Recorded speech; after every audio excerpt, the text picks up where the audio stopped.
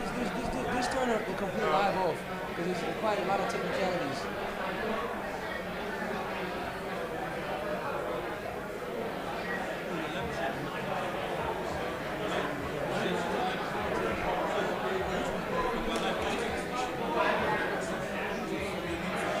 I can just try to reconnect it if it's good.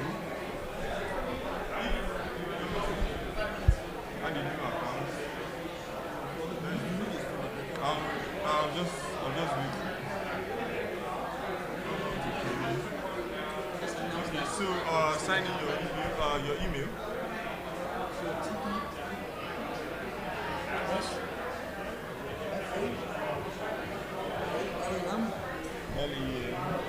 Test flag.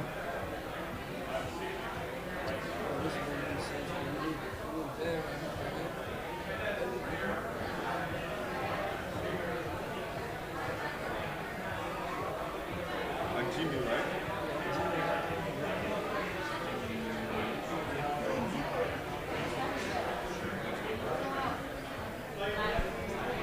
Okay.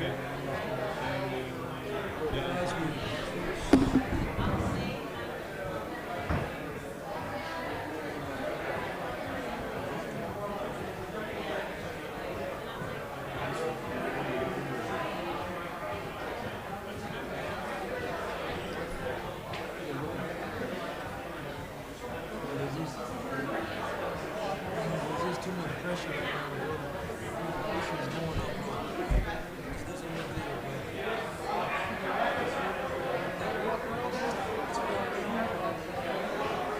Did you send everything to me before?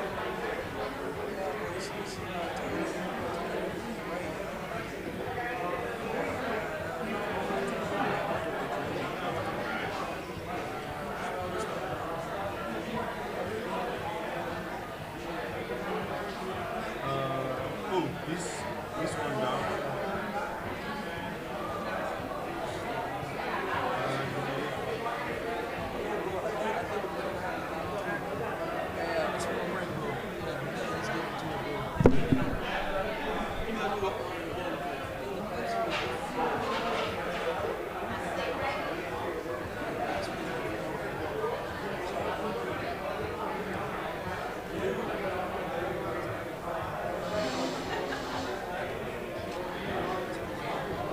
Alright, back to my post now that I've eaten some wings. There's some of the wings are, I'm sure there's a hot sauce somewhere, but some of the wings are buffalo. I think I got one more for this one.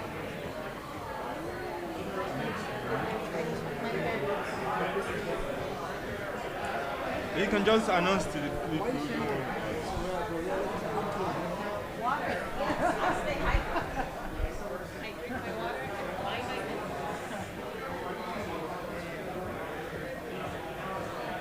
We gotta get it going now. I'm just gonna sit right here and wait for my cue. Can you please?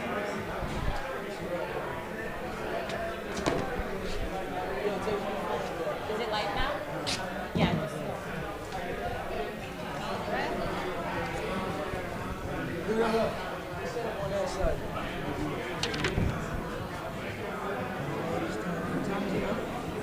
It is 7:06.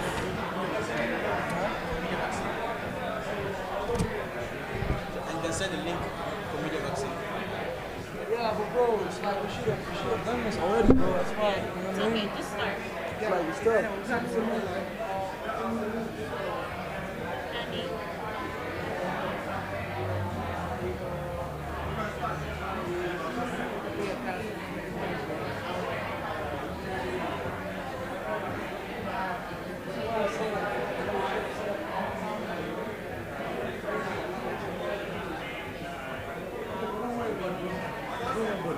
No, just leave the live because just mind the people who are here.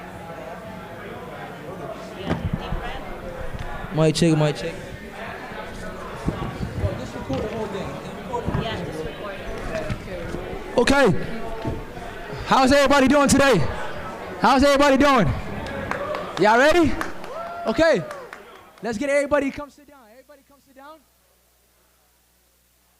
Come on, come on, come on. We got a lot of people in here.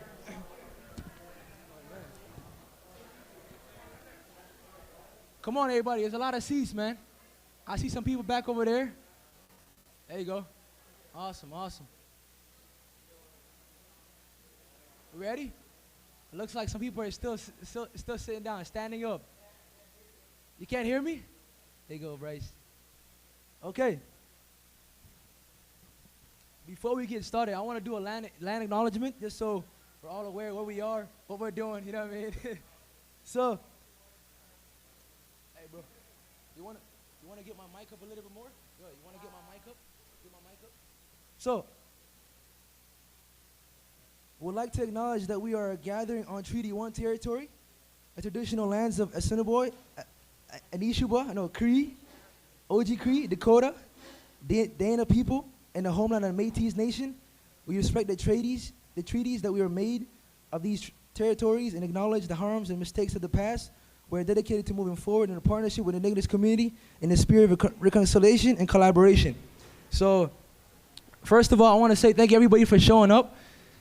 This means a lot. I think we keep doing these events. I think we're on like event number 27 or something. I can't even count now. So I started doing this like 2 years ago. A passion of just helping people. It started with like 5 people. I think now, I don't know how many people we got in this room, but we keep growing every single time. And the goal really is just like, it's to give people access, right? So I grew up in the inner city, downtown Winnipeg. You know, you don't really have as much. So my goal is like, whenever I got a little bit of success in my business, whatever that could be, right? I wanted to kind of pass that down to someone else. And our mantra for all the events is actually, it's an African proverb called each one teach one. Each one teach one stands for, like when you get knowledge and information, how do you pass that knowledge down to someone else? Where you create like a ripple effect, right? Because sometimes a lot of us are either in real estate, whether you're, I don't know, maybe you're a teacher, maybe you're something.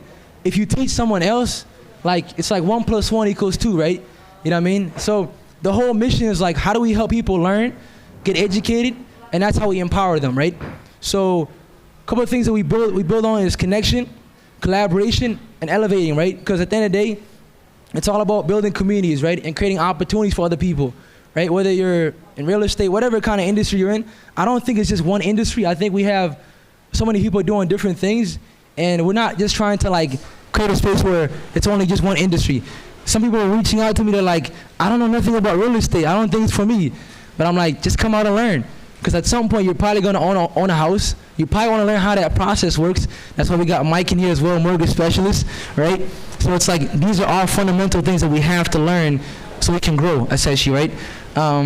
So I forgot to mention what my name was in the beginning. So my name is HANNY, and I'm the founder of HANNY Mobile, which is a cell phone business. And I'm also into real estate investing, primarily focused on wholesaling.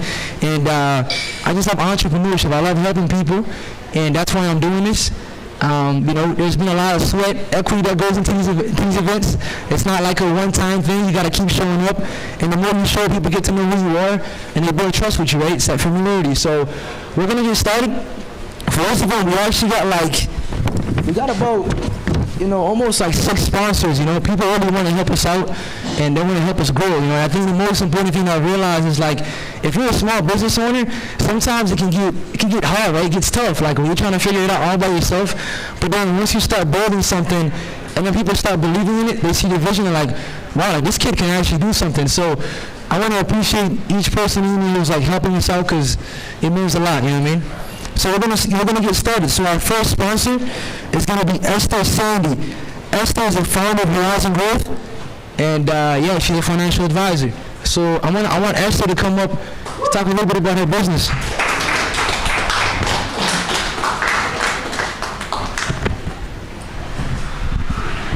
Esther, thank you so much. Thank you. How are you to stand up? Okay. So what's up? Good. Just talk to them a little bit about your sponsors, a little bit about your business. Hi, my name is Esther Sunday, the CEO and founder of Horizon Growth. I started this mission 10 years back, but Horizon Growth has existed for the past 3 years. So our objective is to help business owners, entrepreneurs, real estate investors to protect their wealth while they are growing it. and transferring in a tax-efficient way. That's what we do to help people. And this room is full of real estate investors, and most of us focus on acquiring properties. And I focus on building systems behind those properties we are acquiring so that we make sure that we have access to liquidity. Access to liquidity is very, very important. That's why we want to make sure that as a real estate investor, as you compound your properties from 1 to 2 to 3 to 4, you are also able to access liquidity. Because you may have a lot of equity, but if it's locked in, then there's nothing that happens. So that's why I'm passionate about what I do. Now, thinking about why I sponsored HANNY Launch, I am very, very much into community. I love connections. And that's why when you see someone who is putting all of us together to learn from each other, we benefit from one relationship that compounds into a partnership that compounds into a deal eventually. That's why all of us are here. We are knowing each other and connecting each other, and therefore we are doing something powerful in the community. That's why I'm passionate about partnering with HANNY Launch to bring these events to success. Thank you so much, Esther. I really appreciate it. There you go. Esther has been a big supporter. She's helped us out in a lot of our events. And you connect with her one-on-one, you'll get to find out she's very nice women, like very, very nice. Okay, next up we have Awit plus Daniel, the founders of Everest Commercial Cleaning. And yeah, so Everest Cleaning. There you go.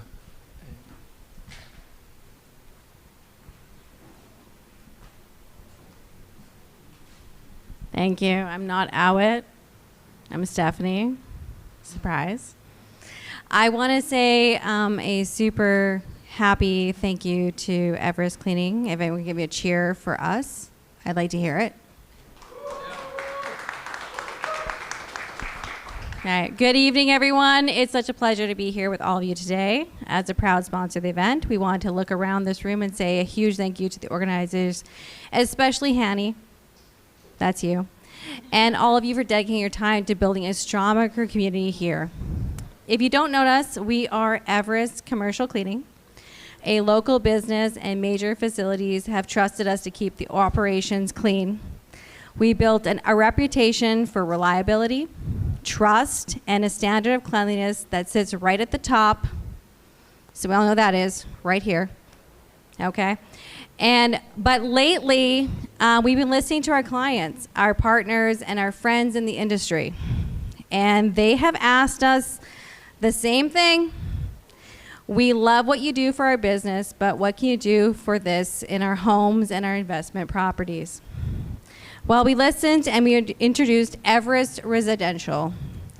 We know how much pride you take in your homes and residential investments. A home is just a building. It's a sanctuary. It's the biggest asset. It's a place where life happens. But let's be honest. Finding a residential cleaning service to consistently reliable throughout, detailed, and completely trustworthy. Wow, my voice just, wow. Okay. Thank you. That was, now I want to start over. Completely trustworthy can feel like an uphill climb. That's where Everest comes in. We're taking a heavy lifting and professional training and elite standards. We use commercial world, and we are wrapping up a friendly, reliable service designated just for your living spaces. When you welcome Everest into your home and your property portfolio, you're getting more than just a quick tidy up. There's three things. You're getting commercial grade standard, deep cleaning precision, and that keeps your investment truly healthy and looking absolute best. A team that you can trust. Fully bonded, insured, and generally friendly professionals who treat your space with the utmost respect. Peace of mind. We handle the details, giving you back the most valuable asset, your time. As a proud sponsor of this event, you will see that there is a gift bag at the end when you can leave. I encourage you to take one. If not, take one for me. Supporting the strengthening community has always been important to us. We're excited to continue growing alongside the communities as we serve throughout Everest Residential. The same commitment and excellence has earned us the trust of business, and Major Facilities is now helping homeowners and property investors maintain it clean and healthy and well cared for their spaces. Now I want to bring some attention to the ownership of this company. There's Johannes right here. Everybody clap for him. Give him some happiness. There's Danielle. Give him some, come on, give him some happiness.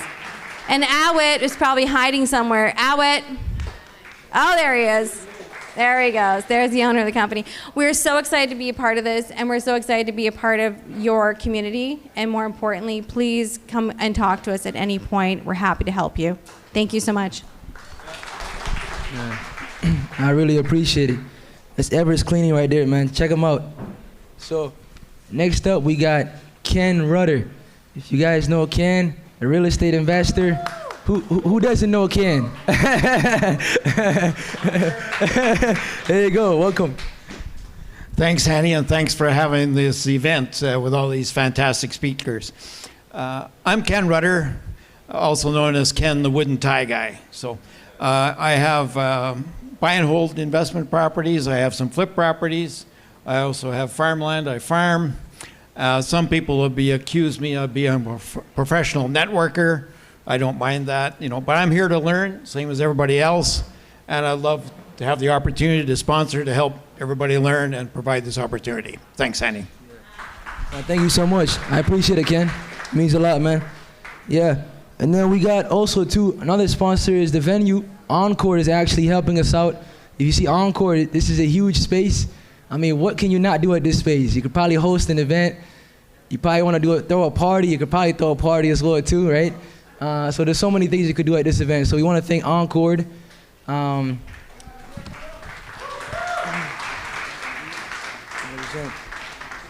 Yeah, lastly we got Andrima Menchie. She's an insurance agent. So we want to thank her as well too. She's not here today, but she couldn't make it. So we want to thank Andrima. And then we got Adebayo Ajay. He couldn't make it today, but Media Vaccine, the guys that you see right now with the cameras, these guys they do branding, marketing, pretty much everything when it comes to digital marketing. If you want business cards done, they also handle that as well too. So shout out to Media Vaccine, Adebayo. Thank you so much, man.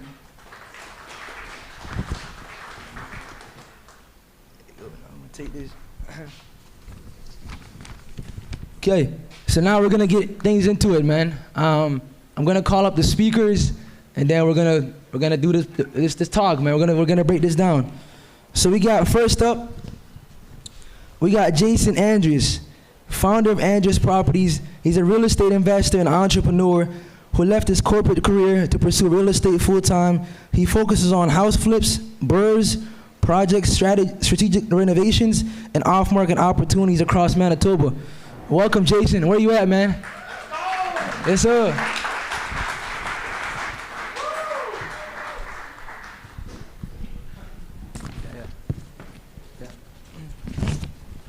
There you go. Okay. Next up, we got Bryce Kaminsky.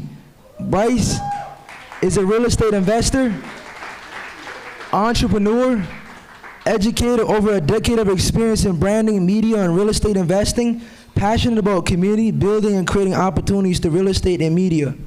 Bryce Kaminsky. Man, I think he's been in the game like 10 years plus. I can't even stop counting, man. Okay. Next up, we got Marlou Maurelius. Marlou. Founder of Lou Buys Houses. He's a Filipino-Canadian real estate investor and entrepreneur. He built a 7-figure real estate business through wholesaling, flipping, rentals, and off-market deals while raising a family and inspiring others to build wealth and legacy. Marlou Maurelius, man. This guy is hungry, man. If you know Marlou, he's always staying hungry. There you go. Okay. Lastly, we got Addison Herdison. I think that's how you say your last name, bro. He's a realtor, an investor plus developer with Real Broker, a Winnipeg-based realtor, investor, developer, a top producing agent with Real Broker. He's helped hundreds of clients build wealth through strategic buying, selling, investing, and development, a recognized voice in the Manitoba real estate industry. Man, that's very good, bro. Yeah. It's all facts. All facts. There ain't no chat GBT, you know? Okay. Lastly, we're actually going to bring up David Thompson. David is going to just give us an update on the market. He's going to tell us about what's happening in the real estate market and just give us a little bit of an update. So I want to welcome David Thompson. David is a real estate agent. He's been in the game for over 30 years. This guy is someone that I'm always talking to every single day now, I realize, with David. And he's just someone that always wants to help the next entrepreneur. Welcome, David. Thank you, HANNY. Thank you for having me. So HANNY has asked me to do a market update. I've done many of these, and I would say the short answer on the market update is the market is as strong as it's been in probably 20 years. We're in a very strong seller's market. So anybody in this room, if you're looking to get into real estate, which I'm assuming you have some interest if you're here, that means if you acquire a property, whether you're going to hold it or flip it or wholesale it, your chances of actually moving it at a profit are quite high because supply is low and demand is very strong and has been for at least 20 years. And if somebody ever wonders whether or not investing in real estate in Winnipeg is a secure and a valuable thing, of course, no one knows the future, but this is what's happened over the last 50 years in the Winnipeg real estate market in terms of prices. So they say that track record is no guarantee of the future, but what else can you go by? Well, the track record in Winnipeg is this. Prices have only gone almost exclusively one way. So the market update is, market is still very strong. I just want to say one other quick word if I can, HANNY, and I was thinking about this before I came here. You know, the HANNY Lounge, the concept is community, it is networking, it is helping each other. Another word that I thought about was leverage. You have some incredible leverage in this room. Leverage is the process of being able to utilize either technology or what's in people's brains or friendship or networking. You know, on the subject of real estate, you have some incredible leverage in this room. I mean, as HANNY said, I don't know anybody that's really been involved in more flips than Bryce. Marlou, of course, he's killing it. But Marlou is killing it not only in the actual transaction, but in marketing, which is really a big part of all businesses. Addison, a young guy, young realtor, he's also been killing it. I mean, some people say he's the second best realtor in Winnipeg.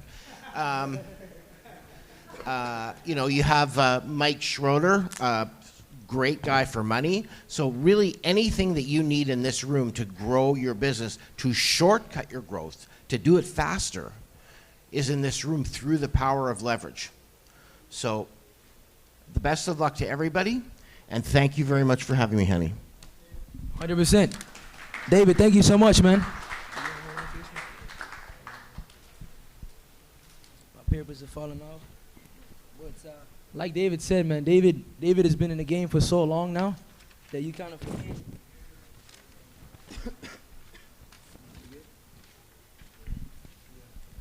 But like I said, David has been in the game for so long. It's always good to hear him speak and talk about the market update because we all need a market update, even though we know that it keeps going up and up.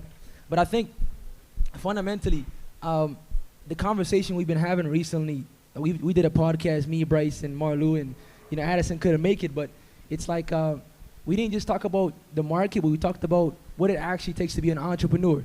There's a lot of people here that want to be either get into real estate or either want to own their first rental property or want to get into the game, but they often don't have the right mindset, right? Like, how do you actually be in business for so many years to do the things that you're actually doing? So these are guys who've been in the game for so many years. So my first question is going to be around just the mindset piece around how they actually got into the game. So the first question is, what was the first deal you ever did? And how much did you actually know going in? Jason. You can keep that mic. Yeah, well, first of all, can we just give it up for HANNY? I'm just like... This guy does not get enough credit for what he does. He puts on a phenomenal event and brings a lot of energy. I remember maybe like 3 years ago, I think the first time we connected, I forget where we met, but you reached out on Facebook and we were chatting, and just to see your growth from then to now, I can't think of anyone more hungry and motivated than you. So, yeah, it's been huge. And bringing together like these people too, like it's just like, it's incredible. So, yeah, so for me, like my first deal ever, like this is actually a great, I knew nothing, but I knew that I wanted to get ahead and I wanted to use real estate as a tool. So the very first project I ever bought, I didn't know anything about using other people's money or off-market properties, so I actually bought a house on a foreclosure auction, sight unseen, like super sketchy. Would never do that now, but it was an incredible journey. We ended up spending probably about $100,000 on renos. Had some difficulties financing, so that's where I learned about using other people's money, all this kind of stuff. But yeah, that was my first deal. I truly knew nothing, just learned the hard way, and we made it. We figured it out, and yeah, that's how I got started. Very hot mic. My first deal was the murder house on Magnus, 884 Magnus. I learned that day that you got to Google the address of the house you're buying before you buy it. Yeah, I didn't, I was like, I think it was like maybe 4 or 6 weeks in. It eventually sold, but it was very weird and it took a long time and we lost money on it. But sometimes you don't necessarily, you want to make money, that'd be awesome. But the losses and the mistakes less and less every year. So if you lose early on, don't give up, keep doing it. You don't always make money, right? So my first deal was a rental property that I wanted to buy it and make it as a rooming house because it was closer to University of Winnipeg. And I didn't know anything about real estate at that time. I just wanted to get started and, you know, buy a rental property because I read Rich Dad Poor Dad, right? Who have read Rich Dad Poor Dad here? There you go. So that got me excited and I thought I was gonna be rich as a landlord, but I bought it in February of 2020 and we all know what happened in March of 2020. COVID hit. I only got 2 student female and they didn't work out. So after 3 months of owning that property, I wanted to sell it. But I knew in the back of my head, there's something more into real estate. I know that there are flippers. How do they make money? So I didn't quit. I didn't sell the property, even though I told my wife that I'm ready to sell it as a loss. But I ended up, you know, buying Black Card University program, and that turned my life 360 around, and I'm here today because of that.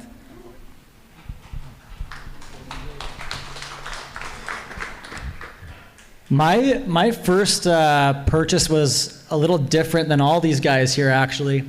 Bought my first house it was 2014? 2014, I bought my first house. And I was a 23-year-old young guy that out of high school, through high school, in university, I was very interested on how to make money work harder, or like for myself, right? I always had this weird brain and sit in the back of class in grade 12 economics, figuring out how do I take money and make more money with that money. And I remember grade 12 economics class, it was like stocks. Okay, we played with stocks and how to buy stocks.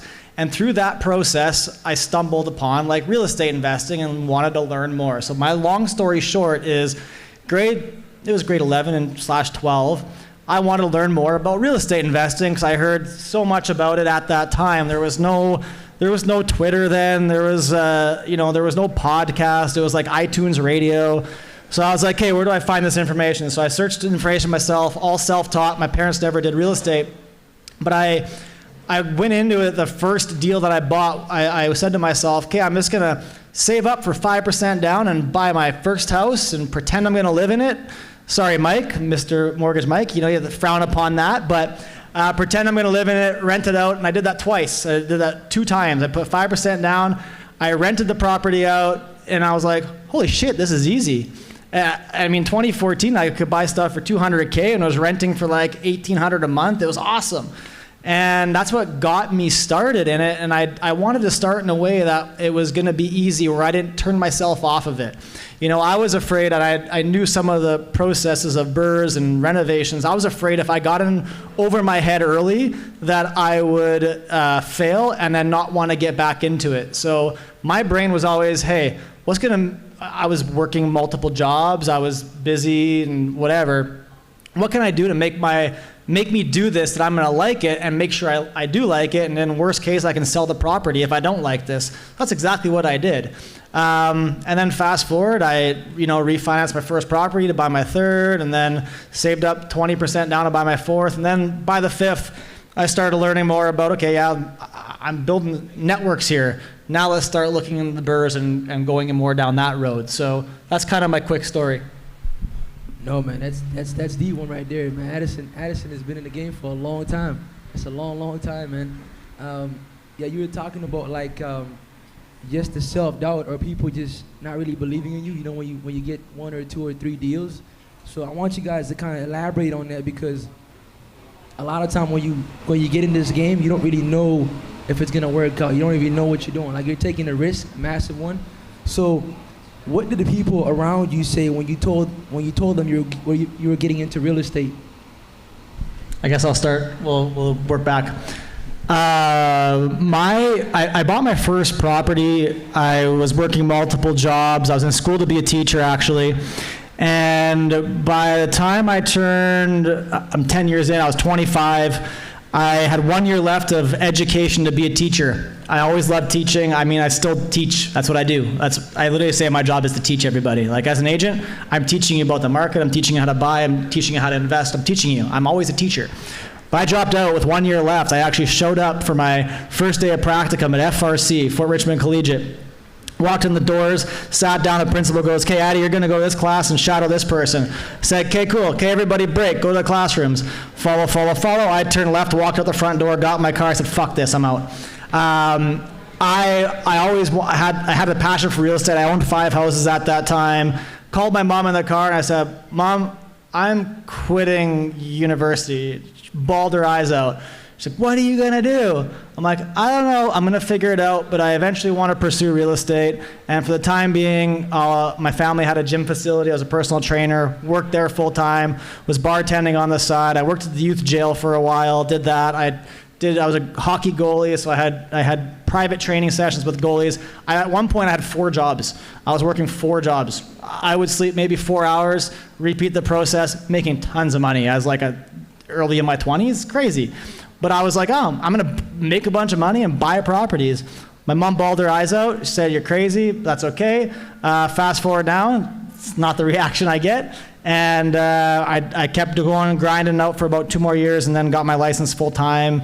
And I never really looked back, and then obviously kept growing this portfolio. Did that answer the question? I don't even know what the question was, but. Yeah, the question was just about how people, like, not believing in you, which you kind of answered. You had to believe into yourself, essentially. Yeah, I don't think, I wouldn't say my mom didn't believe in me, but she was scared. And I think at the end of the day, it doesn't matter what other people think or believe in yourself. It's you got to believe in yourself, and obviously have the faith that you're going to do it. So that's kind of my quick story. Yeah, so for me, before I got started in real estate, I was working a full-time job. Actually, one of my coworkers here and also my long-time friend. So he's seen me from high school until now, and he's still my friend. So before I got into real estate, I was just doing some, hustling. I was selling some Filipino street food, and then it wasn't working out, so I wanted to do something else. And I just thought about real estate, that it's easy, you buy rental properties and you make money. So when the rental property wasn't working, I figured I needed a coach. But then I didn't tell anyone beside my wife, and I accidentally told one of my coworkers that I hired a coach, and I paid $20,000 for it. And he's like, "What are you doing? You could put that money and buy another rental property." I said, "Dude, what are you talking about? This guy is going to help me and teach me how to acquire property properly and fix it and sell it for profit." So after that, I was reading books while I was working, and then there's people, walking back and forth, and then there's one guy, he stopped and said, "Hey, what are you doing and what are you reading?" I said, "I'm reading book, obviously." And he's like, "What is it about?" I said, "Real estate." And then he laughed at me and said, "You will never make money in real estate." And I looked at him, I'm like, "Are you sure?" He's like, "Yeah." So I'm like, "Okay, watch." So fast forward, I think 2 years or 2.5 years, when I went on my paternity leave, I took a year off, and then I never came back. But I saw him before I left, and I said, "Hey, remember what you told me, that I'm not going to make money in real estate? Guess what? I'm never coming back to our workplace." So he blocked me on Facebook. I guess he kept seeing my success. So just believe in yourself if you're really wanting to get into real estate, but be cautious because real estate is not an easy game, but it's always worth it. As long as you know what you're doing, you got people in your circle that could help you out and, guide you to the right way. Yeah, so I never really told people that I was going into it. It's kind of a long story arc, but who here knows Stefan Arnio? Put your hands up if you know Stefan Arnio. A couple. He's been dead for a few years, but he used to run a company called Black Card, and I was part of the University of Manitoba Band Association with him. We started it so we could put our posters up at university and get away with it. And then years later, maybe it had been 5 or 6, maybe 7 years later, he just had a little post on Facebook, said, "Looking for an acquisitions person." So I had done no real estate. I hadn't bought anything. I knew absolutely nothing. I'd never got a mortgage, nothing. I just went straight into it. He's like, "Do this." And so these guys have taken some hard knocks. They just went and did that. Whatever amount of knowledge that they had, they just went out and did that. But I started with a coach right at the beginning. So I had no ability to have self-doubt. It was like, shut up and get back to work. And I was working for free. I was just learning the business by doing the business from a guy who was doing most of the flips in the city at the time. So I just kind of, people were like, "Why are you doing that?" I said, "Well, that's the fastest horse in town. I'm going to hook my wagon to that, and I'm going to see where it goes." And we just went, from doing no deals. It took me about 8 weeks of repeating a system, and me and Mike were talking about systems and discipline. But it took about 8 weeks to get the system down, and then from there I acquired 9 properties in 9 weeks. And so it wasn't just like I bought one and then I bought a rental, and I was straight into investment, straight into acquisitions. And to have a coach in your corner, if you're seriously thinking about getting into this business, you can end up buying a rental that you want to quit, and you can end up getting stuck maybe at 2 or 3 or 4, putting 5% down. And Jason's got a story he'll tell too, but if you just decide you want to do something, you can invest the 20 grand and just go and do that thing. Someone will teach you. Be careful what you invest in, do your work. But you can buy these systems boxed and just do it. I was able to work for free in exchange for that education, but I had no ability to be like, "Oh, I'm not feeling it, I'm going to quit." And there was definitely times where I wanted to quit, where it wasn't working, but just repeating the same system and doing the same thing, and eventually it clicked, and it's been a decade now. So if you really want to do it, get some coaching, buy something. You know, the price has come down on coaching. If you've seen online, $297, buy the whole thing, get it right now. It's never been easier, it's never been cheaper. So if you're worried whether you can or you can't, you probably can, but you should get the right information. Yeah, so I'm a big believer, you know, how you do one thing is how you do everything. And so when you're talking about people believe in you or how did they react, I think it's important to, you know, have integrity, be someone that's trustworthy. My first investor was actually a coworker of mine, not even my family or friends, because he saw how hard I worked. He saw that I always did the right thing at work.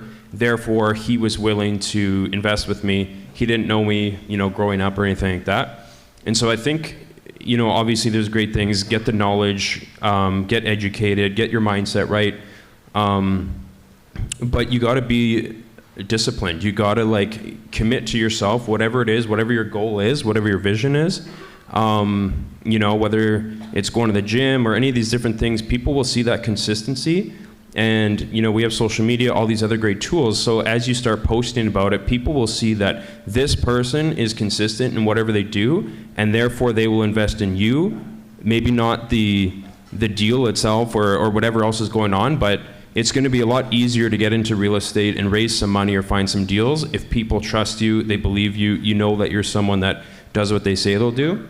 And so I think, you know, for anyone here that's considering getting into it, you know, already start building your brand, already start being that trustworthy person that in 9 months when you have your first deal and you're trying to raise some money or whatever strategy you're doing, you're going to have no issues. Like even someone like HANNY, right? You got this room full of people because people want to be around you, right? They trust you. And so that's going to springboard you into whatever you're doing going forward.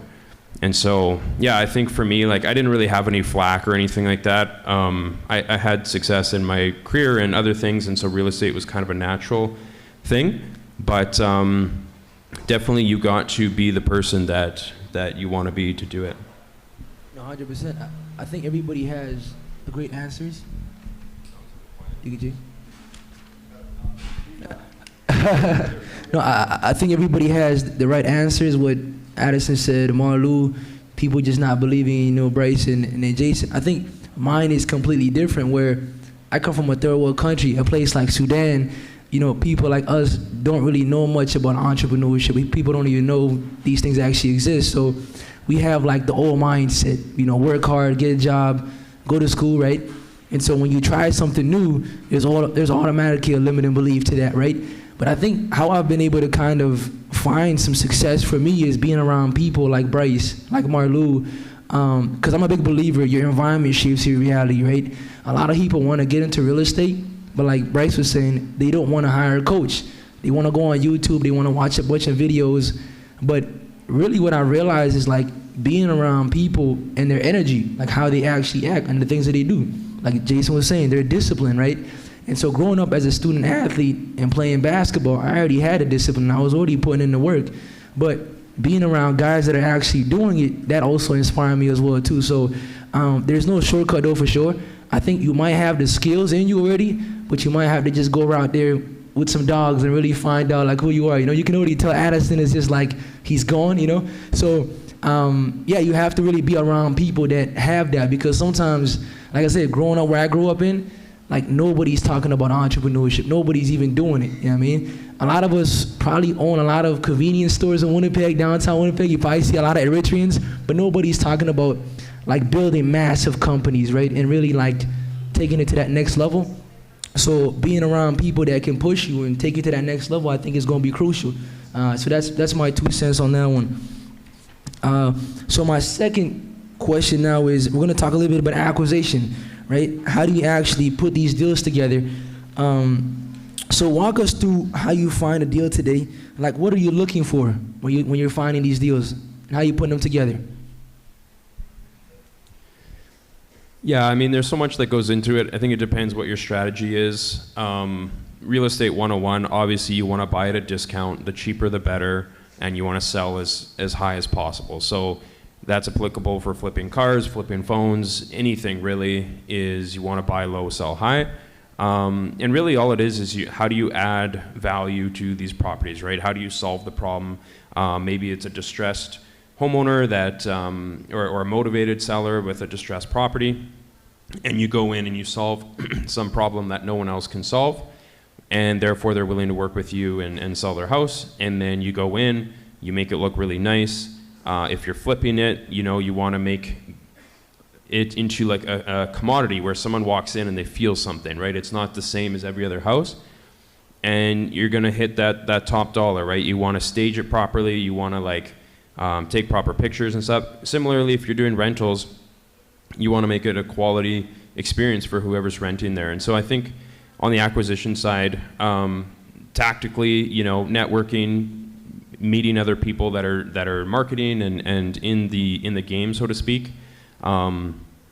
Even this week I was looking for a deal and I texted like 5 or 10 people, and within like 2 days I had a deal ready to go, because there's so many other people that are spending tens of thousands of dollars a month marketing, even realtors, right? Connecting with different realtors, and they can actually help you find these different properties.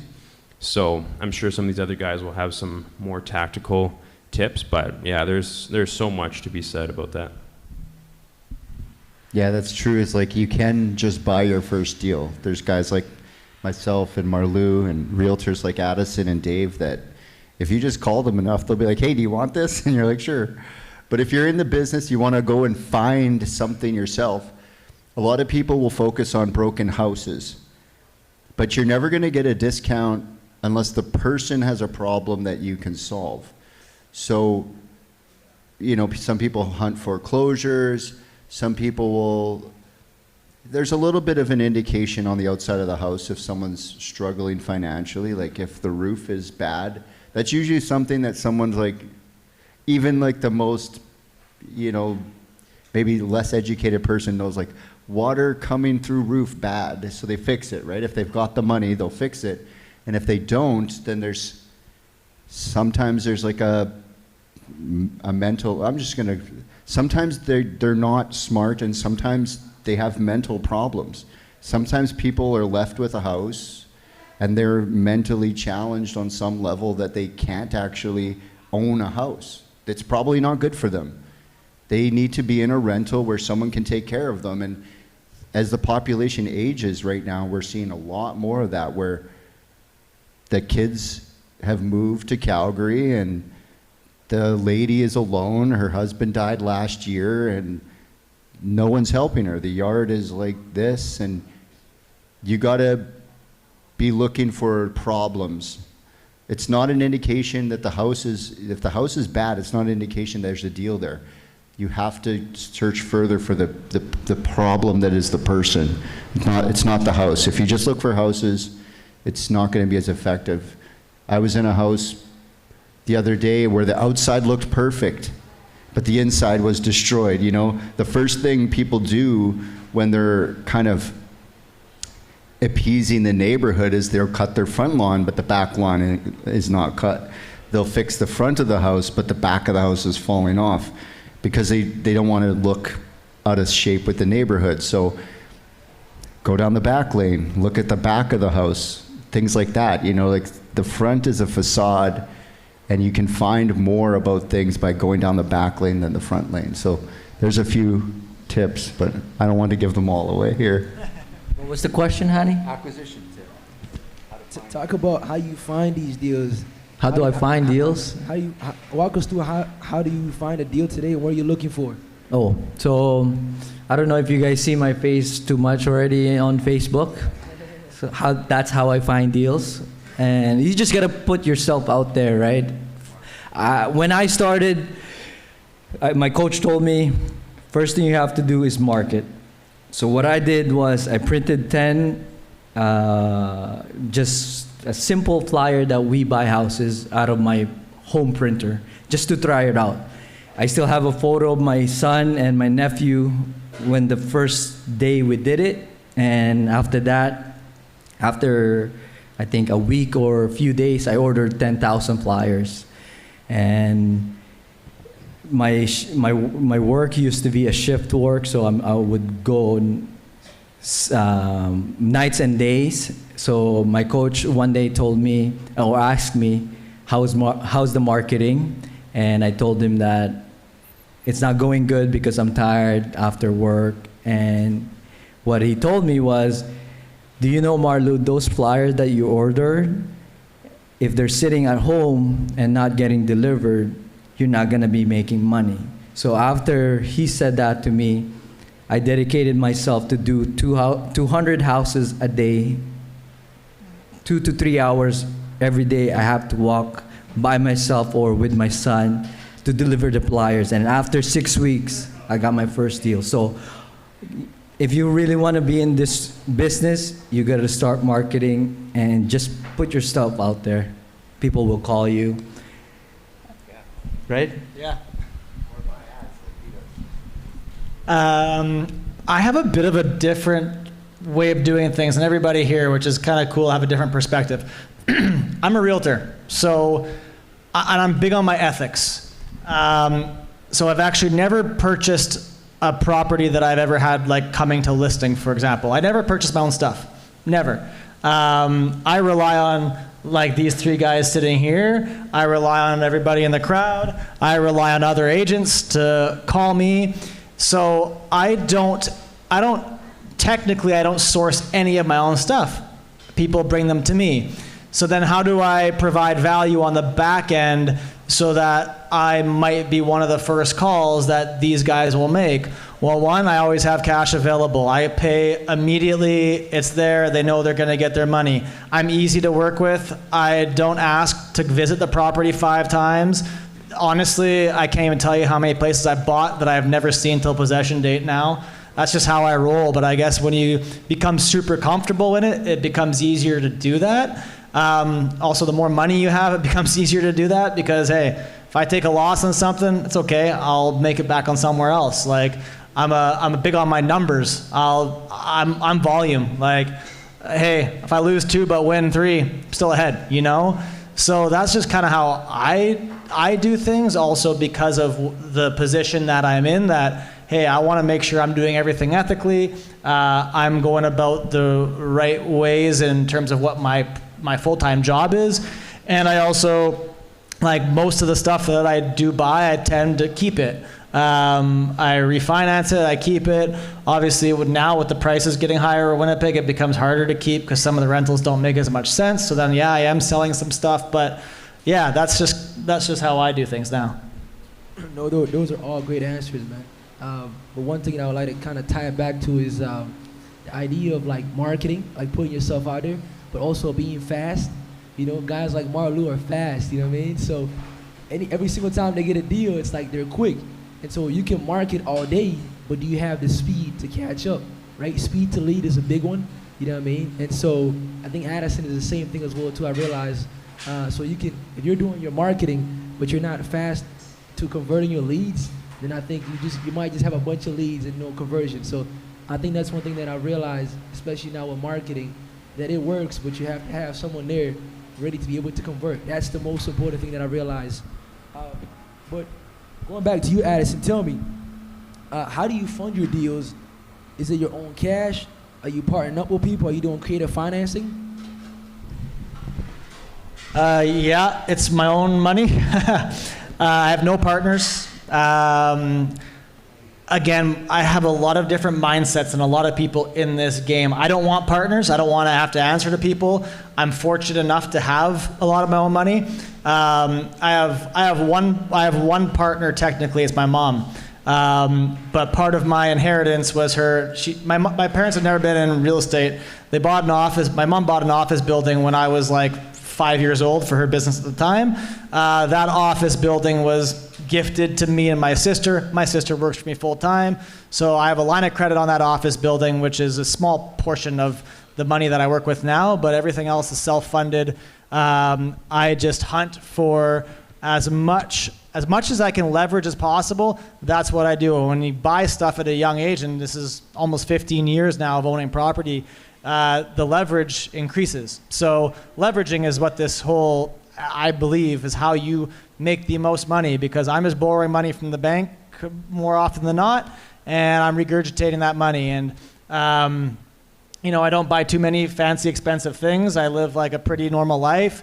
But like even my personal house, I spent a ton of money on my personal house in the last 5 years. And guess what I've done? I pulled money out of every single dollar that I put into that place, and I've gone and now just reinvested it into buying more properties. So there's different ways to do things in my life, but still access funds.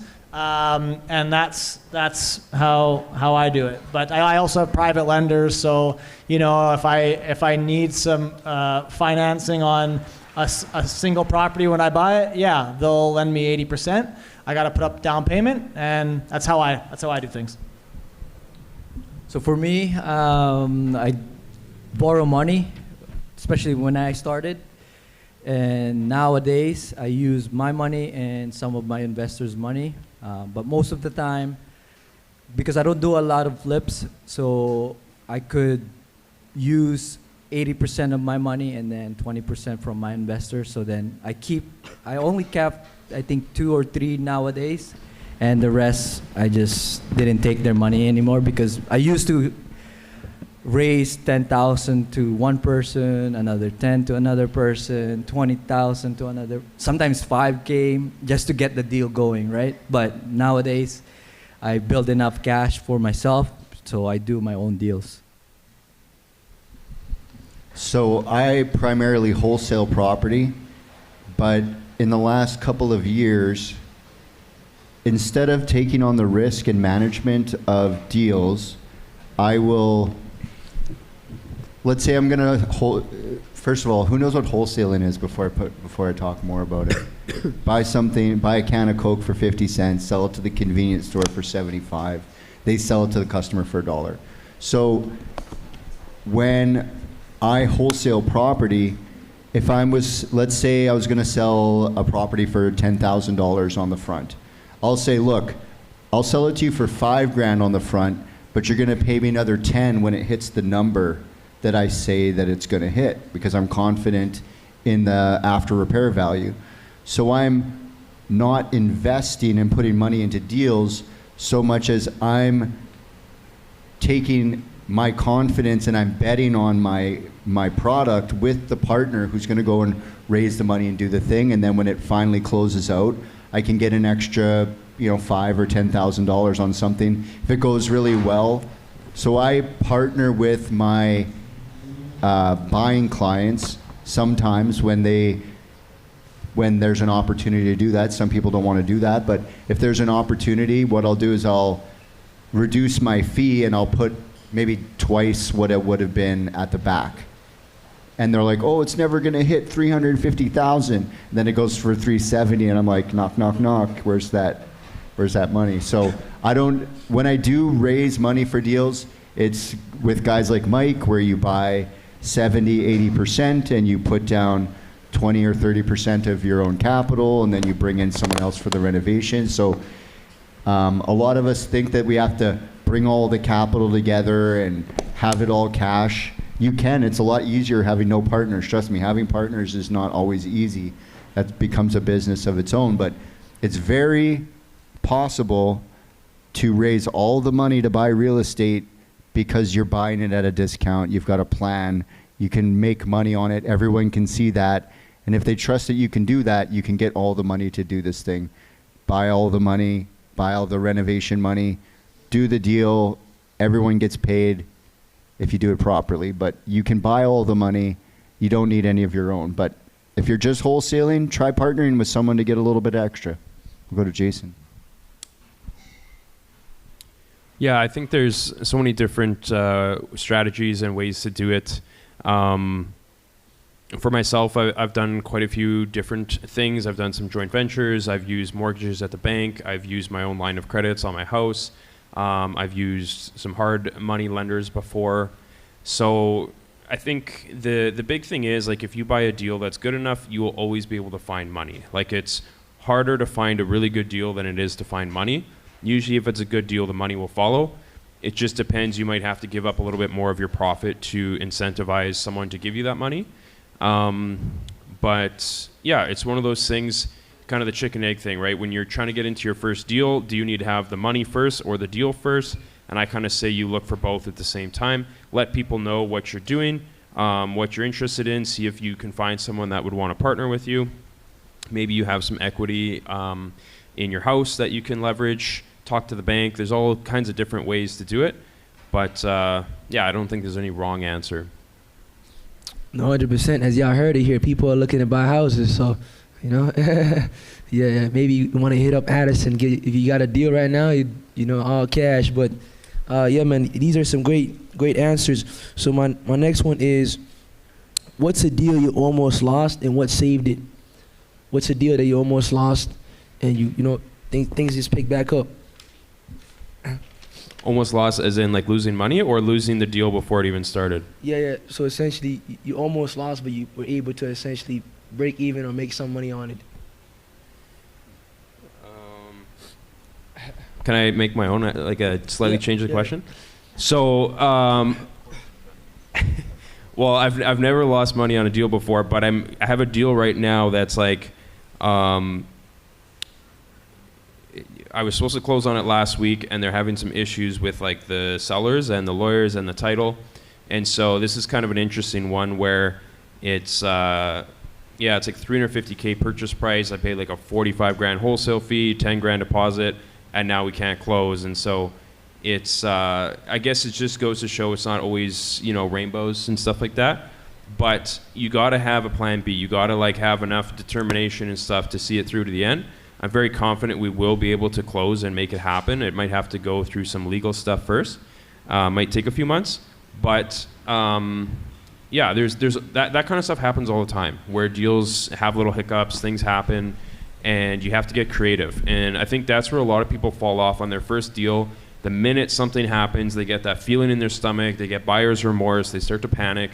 And so just know, like, if you're looking to get into it, it looks super sexy when you're on the outside, but once you're in it, then it doesn't always feel the same way. But you got to stay strong, you got to leave your emotions out of it, and just figure out, like, just don't take no for an answer. You keep going down all the different options.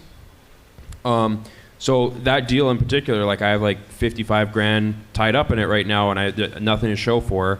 And so, you know, it's not necessarily a loss on paper, but it's kind of a loss in terms of energy and some of that stuff. So yeah, that's kind of my story. But in terms of the actual flips, I tend to be a little bit less risky, and I only take deals on that I'm very, very confident, even if everything goes wrong, we'll still break even type of thing.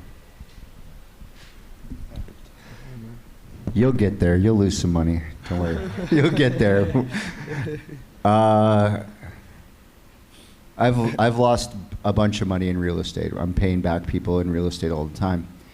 And we're making money in real estate. It's like Addison said, you know, you win and you lose, and if you continue, because I used to coach with Black Card, right? And I would have something like, I think at the most that I'd keep at a time in my calendar was like 32 people. So I'd do like 16 people, 8 hours of coaching on a Monday and 8 hours on a Tuesday. So I'd just be on the phone, which would end up being like 20 hours. So I'd be doing part-time coaching, and then I'd go and do my real estate the rest of the week.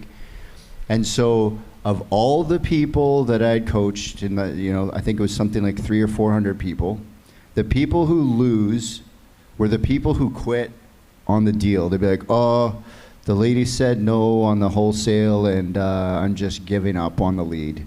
I'm just not going to bother her anymore. Or, I tried really hard, Bryce, and I just couldn't raise the money, and I'm just going to default on the purchase. I'm just not going to pull through. I guess they're going to sue me, and I'm going to have to go through that. These are the stories students are telling me.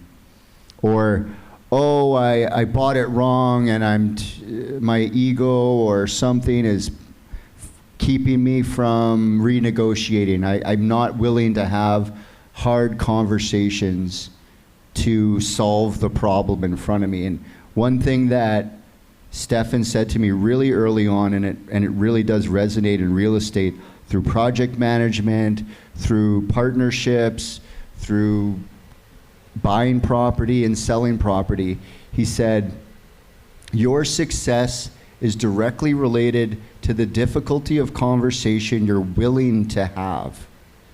And so if you can put your ego aside and you can just really have some uncomfortable conversations, when you lose $50,000 on a deal, there's going to be some uncomfortable conversations.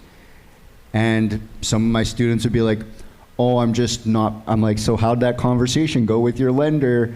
The person who lent you that money, you're short 50,000, and they're like, I'm just not picking up their phone calls. It's like, okay, look, you can salvage that relationship if you pick up the phone call and deal with the difficult conversation in front of you. So right from negotiating with a seller, you might feel some type of way, your feelings, whatever, losing money. Maybe you end up losing money on a deal because earlier you didn't go for the number you needed and you just said, oh, well, instead of 190, I'm going to buy it for 205, and then suddenly that's the profit margin that's missing at the end. So your success is directly related to the difficulty of conversation, and the key word is that you're willing to have. If you're not willing to have it, you got to somehow get that, and that will avoid the losses, but there will be losses somewhere in there. I've lost some money. So there was one deal around Ingersoll. This is back in 2022, before the market shift, when the interest rate went higher, because it was down from the 2020 until July 1st of 2022. I remember the exact date, and it went down. Yes, so I fell in love with this property. Number one rule is never fall in love with a property, because you think you're gonna make money. At the end of the day, you can never time the market. So I put a lot into the renovation for this property. I spent $80,000. I was supposed to only spend $50,000, and there was a lot of delays.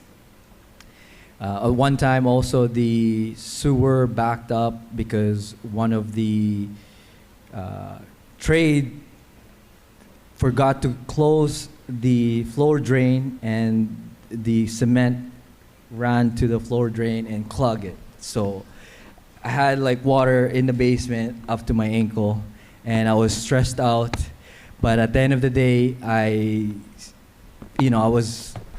took that as a learning curve, because I also saved myself from losing a lot of money because of wholesaling. I kept wholesaling properties, and that saved me from not losing my investors' money, only my money. So that's my story. And yeah, at some point you're gonna lose money, but you gotta take it as a learning curve. Never fall in love with a single property. For me, it's a bit of two things, I'd say. One, a lot of the stuff that I buy, I hedge my bet a little bit and say, worst case, I'll keep it. Rent it out, keep the property, who cares, I actually had one recently that I bought, and I couldn't sell it on the market for even what I paid for it, but I got an appraisal for $50K higher than what I paid for it. Whatever, pulled my money out, rented it out, found a tenant in 24 hours. Cool, I'm good with it. Like, that's kind of my philosophy on some of that. And then obviously too, I think having money, I was talking to somebody earlier, and the stress, some of these stressors, I mean, at the end of the day, it really comes down to money. Like, you have a basement flood. If you don't have the money to do that and insurance isn't covering you, yeah, that's going to be super stressful. I renovated an 8-unit apartment building in Niverville, top to bottom, to the studs, everything. Big rainfall, what happened? 4 units in the basement, fully flooded last week. All good, insurance covering it, but like, whatever. Thank God I had insurance, but even if I didn't, it's like, okay, it's kind of the cost of doing business. So that's why I always say, you can get into this full time like these guys have. They've worked very hard to get into it, but if you want to just kind of dabble, well, yeah, keep your high paying day-to-day job, and that's going to be your leverage point to purchase and do this. That's kind of how I do it with being a realtor. Is that's my money, that's my that's what feeds my stuff. So it keeps the stress levels down a little bit when you're okay to put money into property knowing you're going to get it back later anyways. Who cares? Just sit on it. 100%, man. It looks like you got a lot of properties you own, man. You just buying these deals left and right. Just a couple, Hanny, just a couple. Okay. I got another question now is we're going to talk a little bit about like wealth building. What does it actually look like? You know, a lot of people want to build wealth with real estate, but I think everybody has a different perspective on building wealth, wholesaling, flipping, right? Different active income.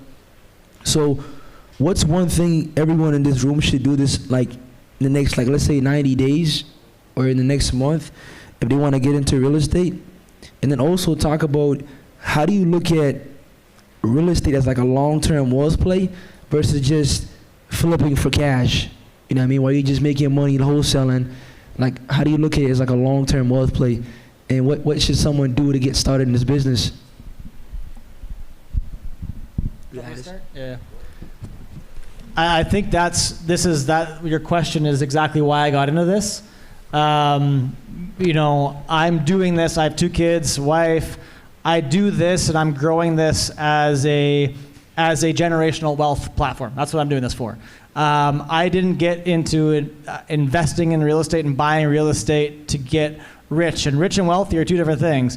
Being rich is like, okay, well, and different perspectives of it. But for me, being rich is, okay, tons of money right now, go fly on private jets, do what you want. Wealth is different. Wealth is something that's handed down through generations, and it's built up. And I don't typically buy and keep these properties. I don't buy them and keep them to make money today. Some stuff I sell and I do make money today, and then what do? I buy more stuff with it and basically try to keep as much as I can so that my kids have something that I'm passing down to them, and I'm building something for my family. And I'm fortunate to be able to have a wife that can stay at home and be a stay-at-home wife and mom, and so that I can grind as much as I do. But that's my definition of wealth is taking care of my family, and that's ultimately the reason why I'm doing this. Was that the question?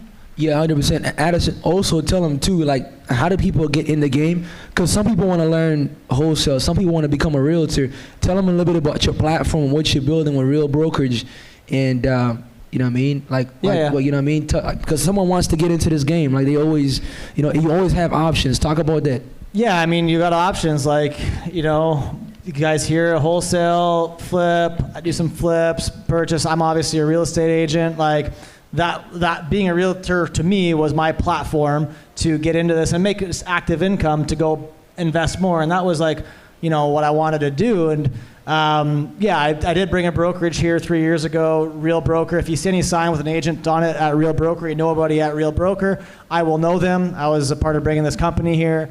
We are now the biggest brokerage in the province by agent count and productivity in 3 years. And Real is a publicly traded company. They just purchased Remax. You probably saw the announcement a few weeks ago. Almost, it was an $850 million transaction. So, you know, I hedged my bets. I used to be a Remax agent. I hedged my bets bringing this here 3 years ago that I wanted to be the future of real estate and get into the next big thing. And I think I hedged my bets pretty well, and that's part of what I did. But yeah, if you ever do want to become a realtor or talk about becoming a realtor, there's a couple of other agents in the room here. You know, I'm happy to answer your questions, tell you the good, the bad, the ugly. You know, it's David will tell you too, it's not the easiest job in the world. My phone as I'm sitting here right now, it hasn't stopped vibrating, but hey, that's the life that I chose, and that's what I love to do. So, you know, it's demanding on your time, it's demanding on your family, it's demanding on a lot of things, but I also think it's as demanding as you want it to be. So, and I think that's kind of the life that I want to build, is I want to be able to do what I want when I want. I have a tough time saying no to anybody, and I don't really say no, but I will mention one more thing in terms of this wealth building in life and what you want to create. When you get to a certain spot, one thing I had to do 5 years ago, around when Marlou was losing his shirt on Ingersoll, around there, delegation is a huge thing in my life now. hiring good employees. I know Jason's going through this right now. Hiring good employees, finding good people to help you. Delegation is honestly, if I didn't have, like I have my right-hand man, Max, who does my buyer agent showings now. I used to run around evenings and weekends, 7 days a week, no life before I had kids. And my firstborn was coming. I was like, I gotta change this. I can't not be home every day. It's gonna affect my life. It's gonna affect my marriage. It's gonna affect so many things, my relationship with my kids. So, you're eventually gonna get to a spot if you grow that you're gonna have to learn and find some sort of delegation. So I have multiple full-time employees to allow me to do that. And I'm really big on spending money to create an easier life, but it also effectively helps you earn more. If I didn't have the people doing these tasks that they do for me, I wouldn't be able to go out and do the things that I do to acquire business, find properties, network, sit here tonight, all these different things. So I would say that's kind of my Man, you answered everything right there, Addison. Awesome. Well done, bro. So for me, wealth building, I do have a couple of rental properties. I don't want to have a lot because it takes so much stress, as you guys know. And for me, I don't need a lot of real estate to be wealthy. For me, my wealth is showing my kids. I got 3 boys and a wife. She's a stay-at-home mom, just like Addison, but I got an extra kid. So for me, wealth is showing them what I do every single day, take them wherever I go, and showing them that everything is possible in this world. And real estate for me is just cherry on top. What I want to leave with them is the mindset of they can be whoever they want to be, and they can do whatever they want to be as a good human being. And if they want to build their own business, if they don't want to be in real estate, that's no problem, as long as you build your own business. It doesn't matter if it's real estate or you buy cars, whatever that might be. I told them YouTube, whatever, right? So I want their mindset to be an entrepreneur, because my wife and I talked about this. We could die tomorrow, as long as our kids are set and they have the right mindset. For me, that's wealth building, and that's the best for me. Marlou, touch on what's one thing people can get started with, because right now you're buying, you got enough cash to buy deals, but when you first started, that wasn't what it was, right? If you want to get started, number one, like I said, you have to know the game. You need to know the rules. There's a lot of things. Educate yourself. There's mentors like Manjeet. He has a great course. Actually, when I took his course, before I bought his course, I did Black Card, and when I bought his course, I only bought his course to tap in on his network. But when I saw his video, I was like, oh my goodness, this is better than Black Card. There you go. I'm just saying, because it's really good, because it gives you step 1 to 10. Black Card is like, okay, you gotta do this, go do it. Stephen is not babying you and teaching you step by step. I like how he did it, because that's my personality. I like to go fucking do it, I'm not the guy who's like, okay, you gotta do this properly and do this the way you do it, right?